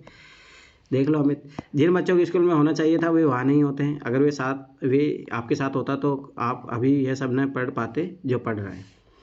जब 10वीं क्लास की बात आ गई ना इसमें, इसीलिए ऐसी बातें करा। अरे हकीकत बात है। सार्वजनिक सुविधाएं, ऐसा क्यों है कि हरियाणा के औसत व्यक्ति की आय केरल के औसत व्यक्ति की आय से अधिक है, लेकिन इन महत्वपूर्ण क्षेत्रों में केरल से पीछे। इसका कारण है कि आवश्यक नहीं है कि जब जेब में रखा रुपया वे सभी वस्तुएं सेवाएं खरीद सके जिनको आपको एक बेहतर जीवन के लिए आवश्यकता हो सकती है। नागरिक कितनी भौतिक वस्तुओं सेवाएं प्रयोग कर सकते हैं, इसके लिए आय अपने आप में संपूर्ण रूप से पर्याप्त सूचक नहीं है। उदाहरण के लिए सामान्यतः आप द्रव्य आपके लिए प्रदूषण मुक्त वातावरण नहीं खरीद सकता, मतलब पैसा आपके लिए प्रदूषण मुक्त वातावरण नहीं खरीद सकते। बस यही है, दिल्ली में देख लो, खरीद लो तो। बिना मिलावट की दवाएं आपको नहीं दिला सकता जब तक आप ऐसे समुदाय में ही जाकर नहीं रहने लग जाते जहां ये सुविधा पहले से उपलब्ध है। द्रव्य आपको संक्रामक बीमारी से भी नहीं बचा सकता जब तक आपका पूरा समुदाय इनसे बचाव के लिए कदम नहीं उठाता। लॉकडाउन का सबसे बेस्ट एग्जाम्पल है। उस टाइम पैसों वाले भी लोग भी खूब मरे थे, गैस सिलेंडर खरीदे, करोड़ों रुपये लगे, नहीं बच पाए ना, अवेलेबिलिटी नहीं थी उसकी। बहुत बड़ा घोटाला चला है जब लॉकडाउन में, क्या ही करोगे। वास्तव में जीवन में बहुत सी महत्वपूर्ण चीज़ों के लिए सबसे अच्छा और सस्ता तरीका इन वस्तुओं और सेवाओं की सामूहिक रूप से उपलब्ध कराना है। देखो मैं यही फिर बता रहा हूँ, यही चीज़ अगर आपको प्राइवेट सेक्टर चिकित्सा विभाग को अगर आपको अच्छा करना है ना, हेल्थ सेक्टर को, तो उसके लिए है सार्वजनिक अवेलेबिलिटी बढ़ाना पड़ेगा। प्राइवेट सेक्टर को जितना बढ़ावा देगी ना, याद रखना कि उतना इनइक्वलिटी बढ़ाएगा वो। जरा सोचिए, किसी स्थानीय इलाके की सामूहिक सुरक्षा प्रदान करना अधिक सस्ता है अथवा हर घर के लिए अलग अलग सुरक्षा गार्ड रखना? सफाई से बता कौन अच्छा रहेगा? सामूहिक सुरक्षा रहेगा ना, एक गार्ड बैठा दो, उसको जिम्मेदारी दे दो। आप क्या करते हैं, अगर आपके गांव या इलाके में आपके अतिरिक्त कोई और पढ़ने में रुचि नहीं रखता, क्या तुम पढ़ पाओगे? नहीं पढ़ पाओगे, कम चांसेस रहेगा। सब बोलेंगे अरे वो सब पैसे कमा रहे, तू क्या कर रहा है? शायद तब तक नहीं जब तक कि तुम्हारे माता पिता तुम्हें कहीं वो निजी स्कूल में पढ़ने की भेजने की क्षमता न रखते हो। आप इसलिए पढ़ पा रहे हो क्योंकि बहुत से अन्य बच्चों को पढ़ना चाहते हैं, और बहुत से लोग ये मानते हैं कि सरकार को स्कूल खोलनी चाहिए और अन्य प्रकार की सुविधाएं उपलब्ध करानी चाहिए जिससे सभी बच्चों को पढ़ने का अवसर मिले। ये देखो, ये है इम्पोर्टेंट। अभी मेरे गांव को बताता हूँ, प्राथमिक स्वास्थ्य केंद्र है मेरे गांव में, पर इनकेपेबल है, इनकेपेसिटेबल है, तो सोचो उसकी कोई वैल्यू ही नहीं है। वो गलत बात है ना, गवर्नमेंट ध्यान ही नहीं देती। 5-5, 10-10 आई थिंक मेरे अनुसार 15 या इससे ज़्यादा नहीं देती उनको पैसा। वहीं एक जो है प्राइवेट डॉक्टर अपना क्लिनिक खोलता है और वो महीने का 50-60 हज़ार रुपये कमा के चला जाता है। सोचो, अभी बहुत से क्षेत्रों में बच्चे, मुख्य रूप से लड़कियां, उच्च विद्यालय शिक्षा भी नहीं ले पाती है क्योंकि सरकार समाज ने इसके लिए पर्याप्त सुविधाएं उपलब्ध नहीं कराई है। केरल में शिक्षा मृत्यु दर कम है क्योंकि यहाँ स्वास्थ्य और शिक्षा की मौलिक सुविधाएं पर्याप्त मात्रा में उपलब्ध है। यही चीज़ याद रखना। अगर देश को बदलना है तो ये 2 सेक्टर है जिस पे काम करना चाहिए। इसी प्रकार कुछ राज्यों में सार्वजनिक वितरण प्रणाली ठीक प्रकार से कार्य करती है। ऐसे राज्यों में लोगों के स्वास्थ्य और पोषण स्तर निश्चित रूप से बेहतर होने की संभावना है। हाँ, एक दिन मैं एक चीज़ सोच रहा था, देखो ध्यान देखना, कभी पता नहीं ऐसा मौका मिले ना मिले, पर आप लोगों को किसी को मौका मिले, इफ़ यू लीड समवन, मतलब आप जैसे नगीना तुम लोग पढ़ाने का काम करती हो, श्वेता करती है, पहले पूजा भी करती थी, पर वो तो आजकल गायब है। जीवन में अगर मान लो तुम पढ़ा रहे हो ना, तो एटलीस्ट मेरा मानना है कि बच्चों में नैतिक वैल्यू जरूर डालो। नहीं, कोई मतलब नहीं है तुम्हारी गणित पढ़ाते हो, इंग्लिश पढ़ाते हो, कोई फायदे काम ना आएगी। क्योंकि ना बच्चों का जो टाइम होता है ना, वो चीज़ याद रखना कि वही वो टाइम होता है जहाँ पे बच्चों को अच्छी वैल्यू सिखाया जा सकता है। तो वही एक अच्छे नागरिक बनेगा तभी देश अच्छा बनेगा, ये चीज़ याद रख लेना। तो मेरा मानना कि जो टीचर्स होते हैं, चाहे वो किसी भी टाइप के टीचर हो, उनका बहुत महत्वपूर्ण, इसीलिए अब्दुल कलाम ने यही बात ऐसे नहीं बोला था। वो जो स्टेटमेंट यूपीएससी ने 2 बार वो क्वेश्चन पूछा कि देश का निर्माण जो है बच्चों के निर्माण से तय होगा कि आप इनको कैसे शिक्षा दे रहे हो आप। तब जाके अगर आप भारत को सुंदर बनाना चाहते हो तो इन बच्चों को सुंदर बनाओ। इनको कौन बनाता है सुंदर? माता पिता और शिक्षक। ये चीज़ हमेशा याद रखो। जैसे मैं मेरा अपना देखता हूँ कि अपने जीवन में अगर मुझे कहीं लगता है कि यार अपन थोड़ा बहुत एथिकल है, तो इसमें बहुत बड़ी भूमिका होती है टीचर्स की, इनकी। अगर मान लो आपके टीचर्स भी अनएथिकल है तो सब ऐसी बात, ये चीज़ याद रखना, आप कभी एथिकल नहीं बन सकते। माता पिता एथिकल नहीं है ना, तो आप कभी एथिकल नहीं बनोगे। तो ये बहुत सारी चीज़ें होती हैं। थोड़ा एक को यहाँ पे देखो, तो ये चीज़ें मेरा मानना है, जब भी आपको लीड करने का मौका मिल रहा हो कहीं पे भी, ऐसा नहीं कि आईएएस बनोगे तभी करोगे, छोटे लेवल पे भी करते रहो। एटलीस्ट 2 लोगों के जीवन में सुधार पाओगे तो बहुत बड़ी बात होगी। आपके कारण मान लो कोई अधिकारी बनता है, अब जैसे मैं तो खुद ये बोलता हूँ कि अगर मान लो मोनिका बनेगी, मुझे तो पता है जहाँ तक, अब मान लो बनती है, बाय द वे अगर फ्यूचर में करप्शन करती है तो मुझे बहुत दुख होगा इस चीज़ का कि मैंने इस व्यक्ति का जो सहयोग किया जो समाज को लूटने में काम कर रहा है। पर वही अगर अच्छा आपको ऐसा नहीं लगता है कि वो करप्शन करेंगे? I am damn sure, let's see, देख लेना ना। बोलते तो मुझे भी है कि मैं कभी नहीं करूँगी, पर मुझे पता है ना। देखो ना, एक होता है डेविएशन। मैं तुम्हें एक चीज़ बताता हूँ, एक कॉन्सेप्ट होता है, साइंस का एक कॉन्सेप्ट है। अगर कभी साइंस में एक्सपेरिमेंट किया हुआ ना, तो एक वीवर मीटर जो भी है, तो ये पैमाना होता है मापने का, ठीक है। जब आप किसी भी वोल्टेज पे उसको देते हो तो झटका मारता है, ये इधर उधर मूव ऑन करता है। अगर ये बिना थोड़ा बहुत कुछ किए भी थोड़ा बहुत भी डेविएट हो रहा है ना, तो समझ लेना कि उसका डेविएशन का चांसेस है। अगर कोई व्यक्ति किसी भी पैमाने पे जब अड़िग रहता है ना, इधर उधर मूव ऑन नहीं करता है, तो समझ लेना कि वो करप्शन नहीं करेगा। अगर जो व्यक्ति थोड़ा बहुत भी इधर उधर हो रहा है, लग रहा है कि नहीं यार इसकी पर्सनैलिटी तो बहुत अच्छी है, समझ लेना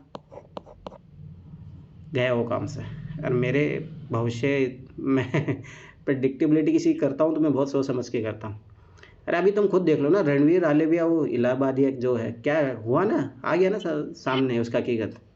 समझो ना क्यों, कारण क्या है, आप चीज़ समझो। तुम्हें पता उसने क्या चीज़ बोली है? उसने बोला कि 2 करोड़ रुपए दूंगा इफ़ यू मतलब माउथ में डिक लोगे तो सोचो, मतलब तुम यू कैन नॉट इमेजिन। क्यों? क्योंकि उसके पास आज पैसा आ चुका है, रुतबा है, उसको पता है। समझो ये चीज़, तो पता लग जाता है ना। कोई व्यक्ति पैसों के लिए काम कर रहा है तो समझ जाओ कि उसका डेविएशन जरूर होगा, ये चीज़ याद रख लेना। तो मुझे जो है मोनिका में, मुझे ये चीज़ नहीं लगती कि वो सोशल सर्विस के लिए जा रही है। अरे मोनिका की बात नहीं है, बहुत सारे जो लोग हैं यूपीएससी जो अभी इंटरव्यू दे रहे हैं 3000 लोग, उसमें से मैं बता रहा हूँ 10 लोग होंगे जो सोशल सर्विस के लिए जाना चाहते हैं। सब अपनी आवश्यकताओं की पूर्ति करने के लिए जाना चाहते हैं। मैं ये नहीं बोला वो गलत है, परंतु ये चीज़ याद रखना, कोई डेविएशन का जो पैमाना है ना, वो घूम चुका है।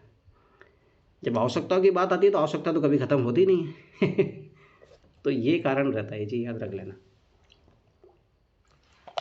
चाहे धर्मेंद्र जाखड़ हो, चाहे कोई भी हो, मैं गारंटी साथ बता रहा हूँ। समझो ये चीज़, मतलब ये है डेविएशन थोड़ा बहुत इधर हुआ तो आप लोग समझ लो। बहुत कम लोग मिलेंगे आईएएस अधिकारी जो अपनी तनख्वाह की परवाह नहीं करते हैं, काम से मतलब रखते हैं। उनको ये नहीं पता कि मेरी सैलरी आई है या नहीं आई है, उनको ये पता मुझे काम करना है। वो रियल में आईएएस ऑफिसर होते हैं जो अपनी तनख्वाह का इंतज़ार कर रहे हैं। आप लोग भी बहुत सारे लोग काम करते हैं, मैंने भी जीवन में काम किया है। मैं इसलिए तनख्वाह का इंतज़ार, मान लो कि मैं नहीं बता रहा हूँ, मान लो कोई व्यक्ति अगर वो तनख्वाह का इंतज़ार नहीं कर रहा, उसको पता कि यार मेरे काम से आउटपुट आ रहा है नहीं आ रहा है, वो मेरे लिए महत्वपूर्ण है। अगर वो आउटपुट आएगा तो मुझे पता है कि मेरी सैलरी श्योर है, तो फिर उस चीज़ की टेंशन ही नहीं होनी चाहिए ना। पर जो व्यक्ति अपनी आजीविका के लिए किसी चीज़ को अपना रहा है तो समझ लेना वो धोखेबाजी ज़रूर करेगा, ये है। तो ये मुझे दिखती है, हर चीज़ों लोगों में दिखती है। जो अभी कितने लोग इंटरव्यू दे रहे हैं, देख लेना 99% लोग यही है जो अपनी आजीविका के लिए जाना चाह रहे हैं। तो सबाइश का तो गलत करेंगे, ये चीज़ याद रख लेना। तुम लोग भी होंगे, मैं ऐसे नहीं बोल रहा हूँ, मैं भी हूँ उन लोगों में, परंतु ये नहीं होना चाहिए। आईएएस जैसी पोस्ट तो इसलिए नहीं होनी चाहिए। ठीक है यार, अब अगर आजीविका कमाना तो खुद का बिजनेस करो, छोटे मोटे जॉब कर लो, पर ये चीज़ उसके लिए नहीं बनी है। तो वही बात है ना, समझने वाली। छोटी, तुम बताओ मुझे, मान लो तुम्हें सैलरी नहीं दी जाए तो तुम कितना नर्सिंग का काम कर लोगे? तुम्हें मालूम है 1 साल तक कोई सैलरी नहीं दे गवर्नमेंट, तुम्हें कर लोगे?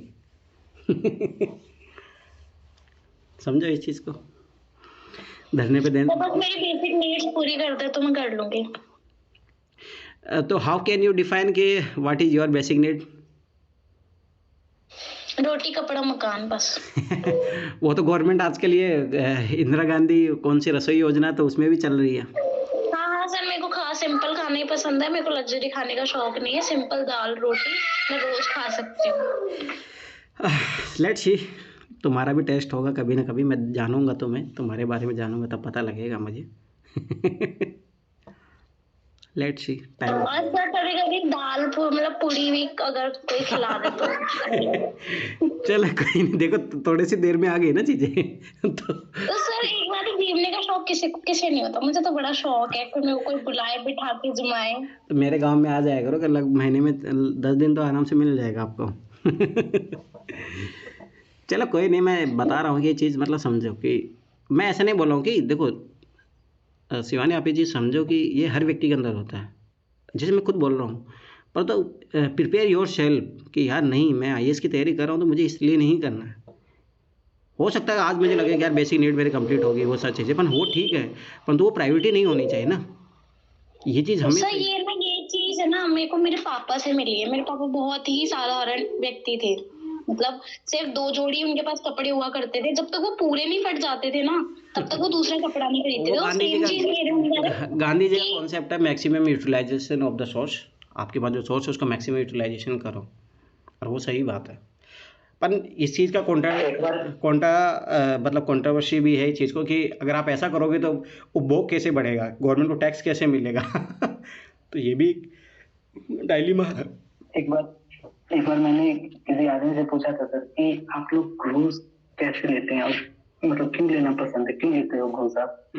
तो वो कहते हैं ना कि बेटा ये जिंदगी ना दोबारा मिलने वाली नहीं है, इसलिए पूरी जिंदगी सेलिब्रेट करने के लिए बहुत सारे पैसे की जरूरत है, जो तुम नहीं समझोगे। जब तुम्हारी जॉब होगी तब तुम्हें मालूम चलेगा कि जिस क्लास में तुम जाओगे ना वहाँ बहुत तरह के वैरायटी के लोग होंगे जो एकदम सब सेलिब्रेट करेंगे और तुम चुपचाप बैठे रहोगे अगर तुम्हें पैसे नहीं है तो। मैं तो जैसे मैं बता रहा हूँ ना, मुझे पता अमित पे पूर्ण भरोसा, अमित जरूर लेगा। चलो कोई नहीं, पढ़ते आ गया हो। तो जैसे मुझे पता है कुछ लोगों का कैसे डायलेमा रहता है, वो कैसे लोग झेलते हैं, वो चीज़ याद रखना। ठीक है चलो, जो ठीक है छोड़ो। अच्छे स्वास्थ्य शिक्षा सुविधा की उपलब्धता के केवल सरकार द्वारा इन सुविधाओं के लिए किए गए व्यय पर निर्भर करती है। अन्य कौन से कारक है प्रशासनिक हो सकते हैं। देखो सरकार का भी डिप रहता है, पर कुछ सेक्टर उसे देखो, कम्युनिटी हेल्थ भी एक नाम की चीज़ होती है। लोग है ना खुद से भी प्रयास करते हैं। जैसे मैंने देखा मेरे गांव में, मान लो कि मेरे भैया लोगों ने कुछ एनजीओ टाइप से शुरू किया, तो लोगों को थोड़ा बहुत हुआ, तो ऐसे भी कंट्रीब्यूशन करना चाहिए सोसाइटी में। ये नहीं होता कि सरकार ही सब कुछ करे। बहुत सारी एनजीओ होती है, बहुत सारे सेल्फ हेल्प ग्रुप होते हैं, तो ये लोग भी बहुत अच्छा काम करते हैं, ऐसा नहीं है। तो ऐसे भी होना चाहिए, ऐसा नहीं कि सरकार पर पूर्ण रूप से निर्भर होना चाहिए। ठीक है। तमिलनाडु ग्रामीण क्षेत्रों के 90% लोग राशन की दुकानों का प्रयोग करते हैं, जबकि पश्चिम बंगाल केवल 35% ग्रामीण निवासी इसका प्रयोग करते हैं। कहाँ के लोगों का जीवन बेहतर होगा और क्यों? सोचो, देखा जाए तो यहाँ खराब स्थिति है कि सब लोग राशन की दुकानों का यूज़ कर रहे हैं ना, इसका मतलब गरीब है। और यहाँ 35% कर रहे हैं, तो इसका मतलब ये भी देखो, दोनों कारण हो सकता है। एक कारण हो सकता है कि गवर्नमेंट की सर्विस अवेलेबिलिटी ना हो, यहाँ सर्विस अवेलेबिलिटी बहुत ज़्यादा है इसलिए इतना हो रहा है, और यहाँ पे कम है इसलिए ऐसा हो रहा है।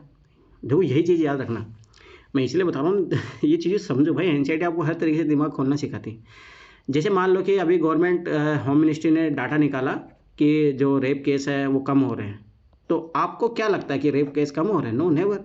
क्या किया जा सकता है इसमें? हो सकता है कि सरकार पहुंच ही नहीं रही हो जहाँ रेप हो रहे हो, ठीक है, या हो सकता है लोग ही नहीं पहुंच रहे हो सरकार के पास, पुलिस के पास, जिस तरीके का पुलिस लोगों का बिहेवियर होता है। तो हाउ कैन डिफाइन?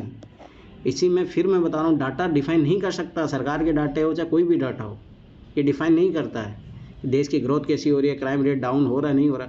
पर जस्ट ए बिलीव सिस्टम की बिलीव किया जाता, पर नहीं, गलत है ये चीज़ याद रखना। रियलिटी पता होनी चाहिए। ठीक है। ग्रामीण जनसंख्या साक्षरता दर कैसी है भाई? यूपी के 70% पुरुष है, महिलाएं 54% पढ़ी लिखी है। 10 से 14 वर्ष में जाओगे तो साक्षरता दर 90% है।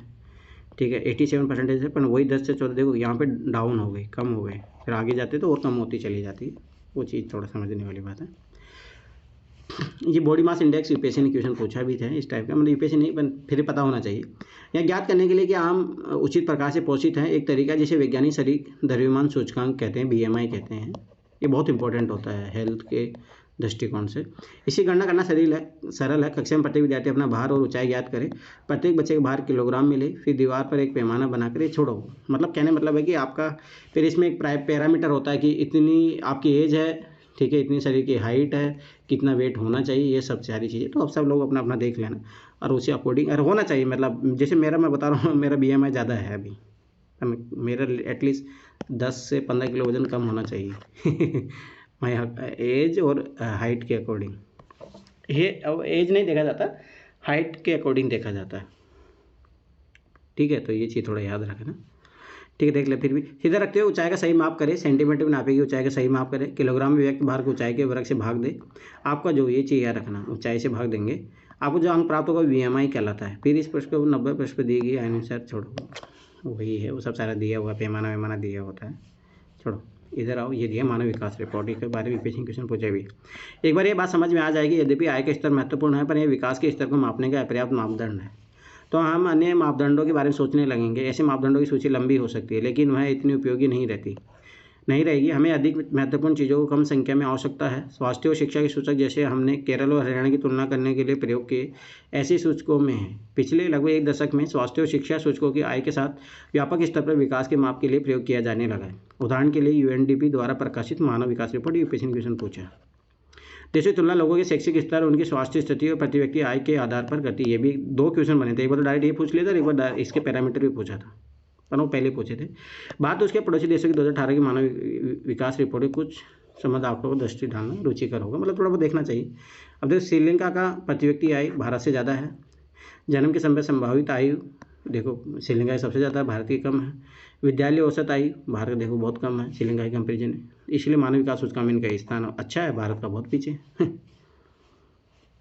एचडीआई का अर्थ है मानव विकास सूचकांक। ऊपर दी गई एचडीआई सूचकांक का क्रमांक कुल 189 देशों में है। भारत का अभी भी है ना, लगभग इतना ही चल रहा है, बहुत खराब हालत है। जन्म के समय संभावित आयु, जैसा कि नाम से स्पष्ट है, व्यक्ति की जन्म के समय औसत आयु की संभावना दर्शाती है। प्रति व्यक्ति आय की गणना सभी देशों के लिए डॉलर में की जाती है ताकि उसकी तुलना की जा सके। यह इस तरीके से भी की जाती है कि डॉलर किसी देश में समान मात्रा में वस्तुएं और सेवाएं खरीद सके। क्या यह आश्चर्यजनक नहीं है कि हमारे पड़ोस का एक छोटा सा देश श्रीलंका हर विषय में भारत से आगे है और हमारे देश बड़े देश का विषय में इतना नीचा क्रमांक है। तालिका 1.6 दिखाती है कि यद्यपि नेपाल और बांग्लादेश की प्रति व्यक्ति आय भारत की तुलना में कम है, फिर भी भारत से आयु संबद्धता में पीछे नहीं है।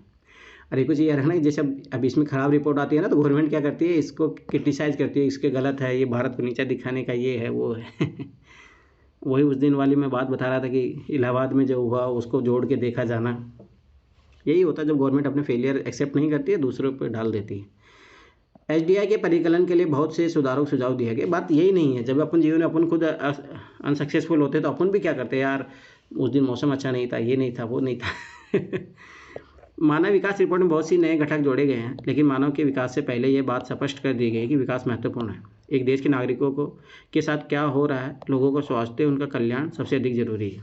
क्या आप सोचते हैं कि मानव विकास के मापने कुछ और पहलुओं पर विचार किया जाना चाहिए? विकास की धारणा था, अब ये आ गया सस्टेनेबल डेवलपमेंट। हमने विश्व को अपने पूर्वजों से उत्तराधिकार में प्राप्त नहीं किया है, हमने इसे अपने बच्चों से उधार लिया है। ये बहुत अच्छा कोट है, जब भी डेवलपमेंट का ऐसे आए तो उसमें लिखो, ठीक है। हम विकास की जिस तरह भी परिभाषित करें, अभी तक के मान लें कि एक विशेष देश काफ़ी विकसित है, हम निश्चित रूप से ये चाहेंगे कि विकास का यह स्तर और ऊंचा हो या कम से कम भावी पीढ़ी के लिए यह स्तर बना रहे। ये स्पष्ट रूप से वांछनीय है, लेकिन 20वीं सदी के उत्तरार्ध से बहुत से वैज्ञानिक ये चेतावनी देते आ रहे हैं कि विकास का वर्तमान प्रकार और स्तर धारणीय नहीं है, सस्टेनेबल नहीं है जो अपन अभी लेके चल रहे हैं। कैसे? जैसे उदाहरण है भारत में भूमिगत जल। हाल के प्रमाणों से प्राप्त होता है कि देश के कई भागों में भूमिगत जल के अति उपयोग होने का गंभीर संकट है। 300 जिलों से सूचना मिली है कि वहां पिछले 20 सालों में पानी के स्तर में 4 मीटर से अधिक गिरावट आई है। देश का लगभग 1/3 भाग भूमिगत जल भंडारों का अति उपयोग कर रहा है। यदि इस साधन का प्रयोग करने का वर्तमान तरीका जारी रहा तो अगले 25 वर्षों में देश का 60% भाग इस साधन का अति उपयोग कर रहा होगा। भूमिगत जल का अति उपयोग विशेष रूप से पंजाब और पश्चिमी उत्तर प्रदेश के कृषि की दृष्टि से समृद्ध क्षेत्रों, मध्य और दक्षिणी भारत के चट्टानी पठार क्षेत्रों, कुछ तटवर्ती क्षेत्रों और तेजी से विकसित होती शहरी बस्तियों में पाया जाता है। तो भाई जल का अति उपयोग हो रहा है, चावल की खेती करो जहाँ पे होना नहीं चाहिए। सर ये जो बोरवेल जो खोदते हैं, है ना, ये इलीगल होता है ना? हाँ, बिना परमिशन होता, पर वही है कि सरकार इन चीज़ों में ज़्यादा दखल अंदाजी नहीं करती। बट सर है ना, अभी हमारे रोड बनी थी, है ना, तो कम्युनिटी बोरवेल खोदा है, अब वैसे पानी नहीं है, अब जबरदस्ती ग्राउंड वाटर की क्या जरूरत है सिटी में? हाँ, ये बात तो सही है। अप्लाई वाला तो मैंने ऑब्जेक्शन उठाया तो लोग बोलते थे वो क्या प्रॉब्लम काहे फटे पे टांग अड़ा रही है इसीलिए आईएएस बनो ताकि तब लोग आपकी बात सुने, है ना। तो क्योंकि ना ऑलरेडी 1 घंटे पानी आता है और कभी कभी 1.5 घंटे भी आता है। अगर आप दोनों टाइम पानी चलाओगे तो वो ज्यादा वेस्ट होगा पानी। आप बार बार वो बाल्टियां खोल के फिर वापस भरोगे ताजा पानी करने के लिए। ये बात भी सही है आपके, तो आप यू कैन प्रोटेस्ट देम चलो तो मैं अकेले प्रोटेस्ट क्या करूं, कोई करता ही नहीं है मेरे साथ। जब अगर आप ऐसा सोचते हो कि अकेले हो तो ये बहुत गलत बात होती है। तो सर कोई मानता नहीं ना, ये बोलते अरे बहुत अच्छा है, धरती से पानी आएगा ये वो। चलो ठीक है, चैप्टर खत्म कराओ, फिर एक चीज़ बताता हूँ मैं तुम लोगों को। चलो छोड़ो अभी। भूमि के जल नवीकरणीय साधन का उदाहरण है। फसल और पौधों की तरह इन साधनों की पुनः पूर्ति प्रकृति करती है, लेकिन यहाँ भी हम इन साधनों का अति उपयोग कर सकते हैं। उदाहरण के लिए भूमि के जल का यदि बरसात द्वारा हो रही पुनः पूर्ति से अधिक प्रयोग करते हैं तो हम इस साधन का अति उपयोग कर रहे होंगे। गैर नवीकरणीय साधन वो है जो वर्षों से प्रयोग के पश्चात भी समाप्त हो जाते हैं। इन संसाधनों का धरती पर एक निश्चित भंडार है और उनकी पुनः पूर्ति नहीं हो सकती। कभी कभी हमें ऐसे नए साधन मिल जाते हैं जिनके बारे में हमें पहले कोई जानकारी नहीं थी। नए स्रोत भंडार में वृद्धि करते हैं, लेकिन समय के साथ ये भी समाप्त हो जाएंगे। उदाहरण के लिए हम ज़मीन से कच्चा तेल निकालते हैं, हम वहाँ एक गैर नवीकरणीय संसाधन है, लेकिन हमें तेल का ऐसा स्रोत मिल सकता है जिसके बारे में हमें पहले जानकारी ना हो। इसके लिए हर समय खोज चलती रहती है। नीचे दी गई तालिका को देखिए। अब तो थोड़ा बहुत आइडिया होना चाहिए। मिडिल एशिया में याद रखना सबसे ज़्यादा तेल मिलता है वहाँ पे। पश्चिमी राज्य अमेरिका में अभी बहुत ज़्यादा हो गया है, ठीक है। यह तालिका कच्चे तेल के भंडारों का अनुमान को दर्शाती है। अधिक महत्वपूर्ण यह है कि ये बताती है यदि कच्चे तेल का प्रयोग वर्तमान दर पर चालू रहे तो ये भंडार कितने वर्षों चलेंगे, कितने 70 साल तक चलेंगे। ये 10.5 मतलब टोटल 50 साल ही चलेंगे। ये संपूर्ण विश्व के लिए है, किंतु अलग अलग देशों की अलग अलग स्थिति है। ये भंडार केवल 50 वर्षों में समाप्त हो जाएंगे। भारत जैसे देश इसके आयात पर निर्भर है, जिसके पास तेल के पर्याप्त भंडार नहीं है। तेल की कीमतें बढ़ती है तो प्रत्येक पर भार पड़ता है। संयुक्त राज्य अमेरिका जैसे कुछ देश है जिनके पास भंडार तो कम है, लेकिन वे इसे सैन्य और आर्थिक शक्ति के द्वारा पाना चाहते हैं। इसलिए तो देखो ना, आज उसने अमेरिका ने चेंज कर दिया, गल्फ ऑफ मैक्सिको का अमेरिका कर दिया, उसका अमेरिका ऑफ मैक्सिको ऐसे कुछ करके। अब वो भी कर रहा है भारत की तरह नाम चेंज करने का। विकास की धारणता का प्रश्न इसकी प्रकृति और प्रक्रिया के बारे में कई अन्य मूल नए विषय खड़े कर देता है। क्या किसी देश के विकास की प्रक्रिया के लिए कच्चा तेल अनिवार्य है? चर्चा कीजिए। हाँ है, स्वाभाविक सी बात है, स्टार्टिंग में ज़रूरत पड़ती है, क्योंकि कोई भी कंट्री भाई नए सोर्स लगाने में बहुत टाइम लगता है। भारत को जैसे अभी अपने को अडेप्ट करने में रिन्यूएबल एनर्जी तक जाने में बहुत टाइम लगेगा। भारत को कच्चे तेल का आयात करना पड़ता है। और प्रति स्थिति देखते हुए आप भारत के लिए अपने आने वाले समय की इन समस्याओं का पूर्वानुमान करते हैं, तो दिक्कत तो होगी भाई, स्वाभाविक सी बात है। पर्यावरण में गिरावट के परिणाम राष्ट्रीय और राज्य सीमाओं का ख्याल नहीं रखते। यह एक क्षेत्र या देशगत विषय नहीं रह गया। हम सब का भविष्य परस्पर जुड़ा हुआ है। विकास की धारणता तुलनात्मक स्तर पर ज्ञान का नया क्षेत्र है, जिसमें वैज्ञानिक, अर्थशास्त्री, दार्शनिक और अन्य सामाजिक वैज्ञानिक मिलजुल कर काम कर रहे हैं। विकास या प्रगति का प्रश्न हमेशा चलने वाला प्रश्न है। हर वक्त में हमें व्यक्तिगत स्तर पर और समाज का सदस्य होने के नाते यह प्रश्न पूछने की आवश्यकता है कि हम कहाँ जाना चाहते हैं, हम क्या बनना चाहते हैं और हमारा लक्ष्य क्या है। इसलिए विकास पर बहस जारी। काई मैं खा ले ला, मैं बाद में खाऊंगा, क्लास ले रही जबर और तो डाल दीजिए, मैं पी लूँगा बाद में। तो देखो यही चीज़ है ना, देखो ये चीज़ समझना है कि भाई पर्यावरण जब खराब होता है ना, तो ऐसा नहीं कि अब जैसे तुम जो शिवानी तुम बोल रहे हो, तो ऐसा नहीं कि वहाँ का ग्राउंड वाटर खराब हो तो वो समझ बात है कि और जगह का भी रिसोर्स खराब होता है। ठीक है, तो ये चैप्टर ख़त्म हो गया है। तो ये चैप्टर मैं फिर बता रहा हूँ, पीटी के लिए ज़्यादा इतना इंपॉर्टेंट नहीं है, पर ये चीज़ याद। सर आप कुछ बता रहे थे ना, क्या बता रहे थे लास्ट में? देखो मैं बता रहा हूँ, जैसे मैं अभी घर आया था ना, उस दिन की बात है कि मैं बस में आया था, तो ऐसा था टिकट लेने के बाद एक व्यक्ति था मेरे पास में बैठे थे, तो एजेड थे वो, अरे वो यहीं से थे, जयपुर के कुंडा के थे। तो उन्होंने टिकट लिया, ठीक है, तो टिकट उन्होंने 500 रुपये तो दिया। तो टीटी ने क्या किया ना कि टीटी बस समझ बात, उस टाइम में इतने पैसे जो भी है तो उसको रिफंड नहीं दिया, बोला उस पर्ची पे लिख के दे दिया उसको, 285 था उसको। तो मैं उसके पास में बैठा था, तो अभी ऐसा हुआ कि उसकी पर्ची गुम गई रास्ते में। उसने 2-3 बार पैसा भी मांगा उससे, उस बोला कि मैं बाद में दे दूंगा, बाद में दे दूंगा, जब तू जयपुर उतरेगा पहुंचेगा तब दे दूंगा। अब उसकी पर्ची गुम गई, कंडक्टर मना कर दिया कि मैं नहीं दूंगा, तेरे पास पर्ची दिखाओ, मैं ऐसे कैसे दे दूँ तेरे को पैसे। तो अब देखो मैं बैठा हूँ वहाँ पे, सभी की बात मुझे पता है कि भाई इसने पर्ची दिया था, सब कुछ है मुझे पता है। तो एक बार तो मैं ये चीज़ सोचा जो तुमने सोचा कि यार मैं अकेला बोलूँगा इसके लिए तो पता नहीं ये मेरे पे भटक जाए, लोग पता नहीं सपोर्ट करेंगे नहीं करेंगे। दूसरी बात मैंने सोचा कि यार फटे में क्यों टांग डाले, जो ये जाने इसकी गलती है, इसने घुमाई है पर्ची। तो अपने को क्यों पढ़ना। फिर मेरा मतलब अंदर से जो है अपनी इंटीग्रिटी है, तो वो मुझे लगा कि यार नहीं, गलत है, अपने सामने चीज़ गलत हो रही है, उसको थोड़ा विरोध करना चाहिए। तो मैं जब कुछ बोला नहीं, जब उगस के पास पहुंचा फिर मैं बोला उसको।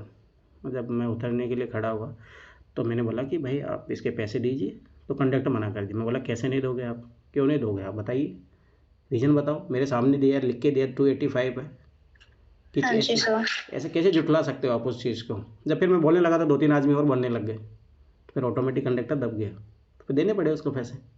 तो मैं वही कह रहा हूँ कि ऐसा नहीं होता है, कभी भी ये चीज़ याद रखना। ये चीज़ मैंने जीवन में बहुत बार अनुभव की है। कभी आपको लगेगा कि आप कोई अच्छा कार्य करना जा रहे हो, हमेशा मैं बता रहा हूँ ये जीवन मेरा अच्छा खासा अनुभव रहा है इन चीज़ों को लेके। आपको लगेगा कि आपके कोई भी लोग साथ में नहीं है, यार कैसे करोगे, पर मेरा मानना है कि आप एटलीस्ट मत झुको, आप तो करो ना। आपकी सोच है तो ऑटोमेटिक वो बोलते ना कारवा, आगे बढ़ते चलो कारवा जुड़ता चले जाएगा, वो होता है। ये जीवन में, ये कहानियों में नहीं होता है, मैंने बहुत जीवन में बहुत बार अनुभव किया है, बहुत बार।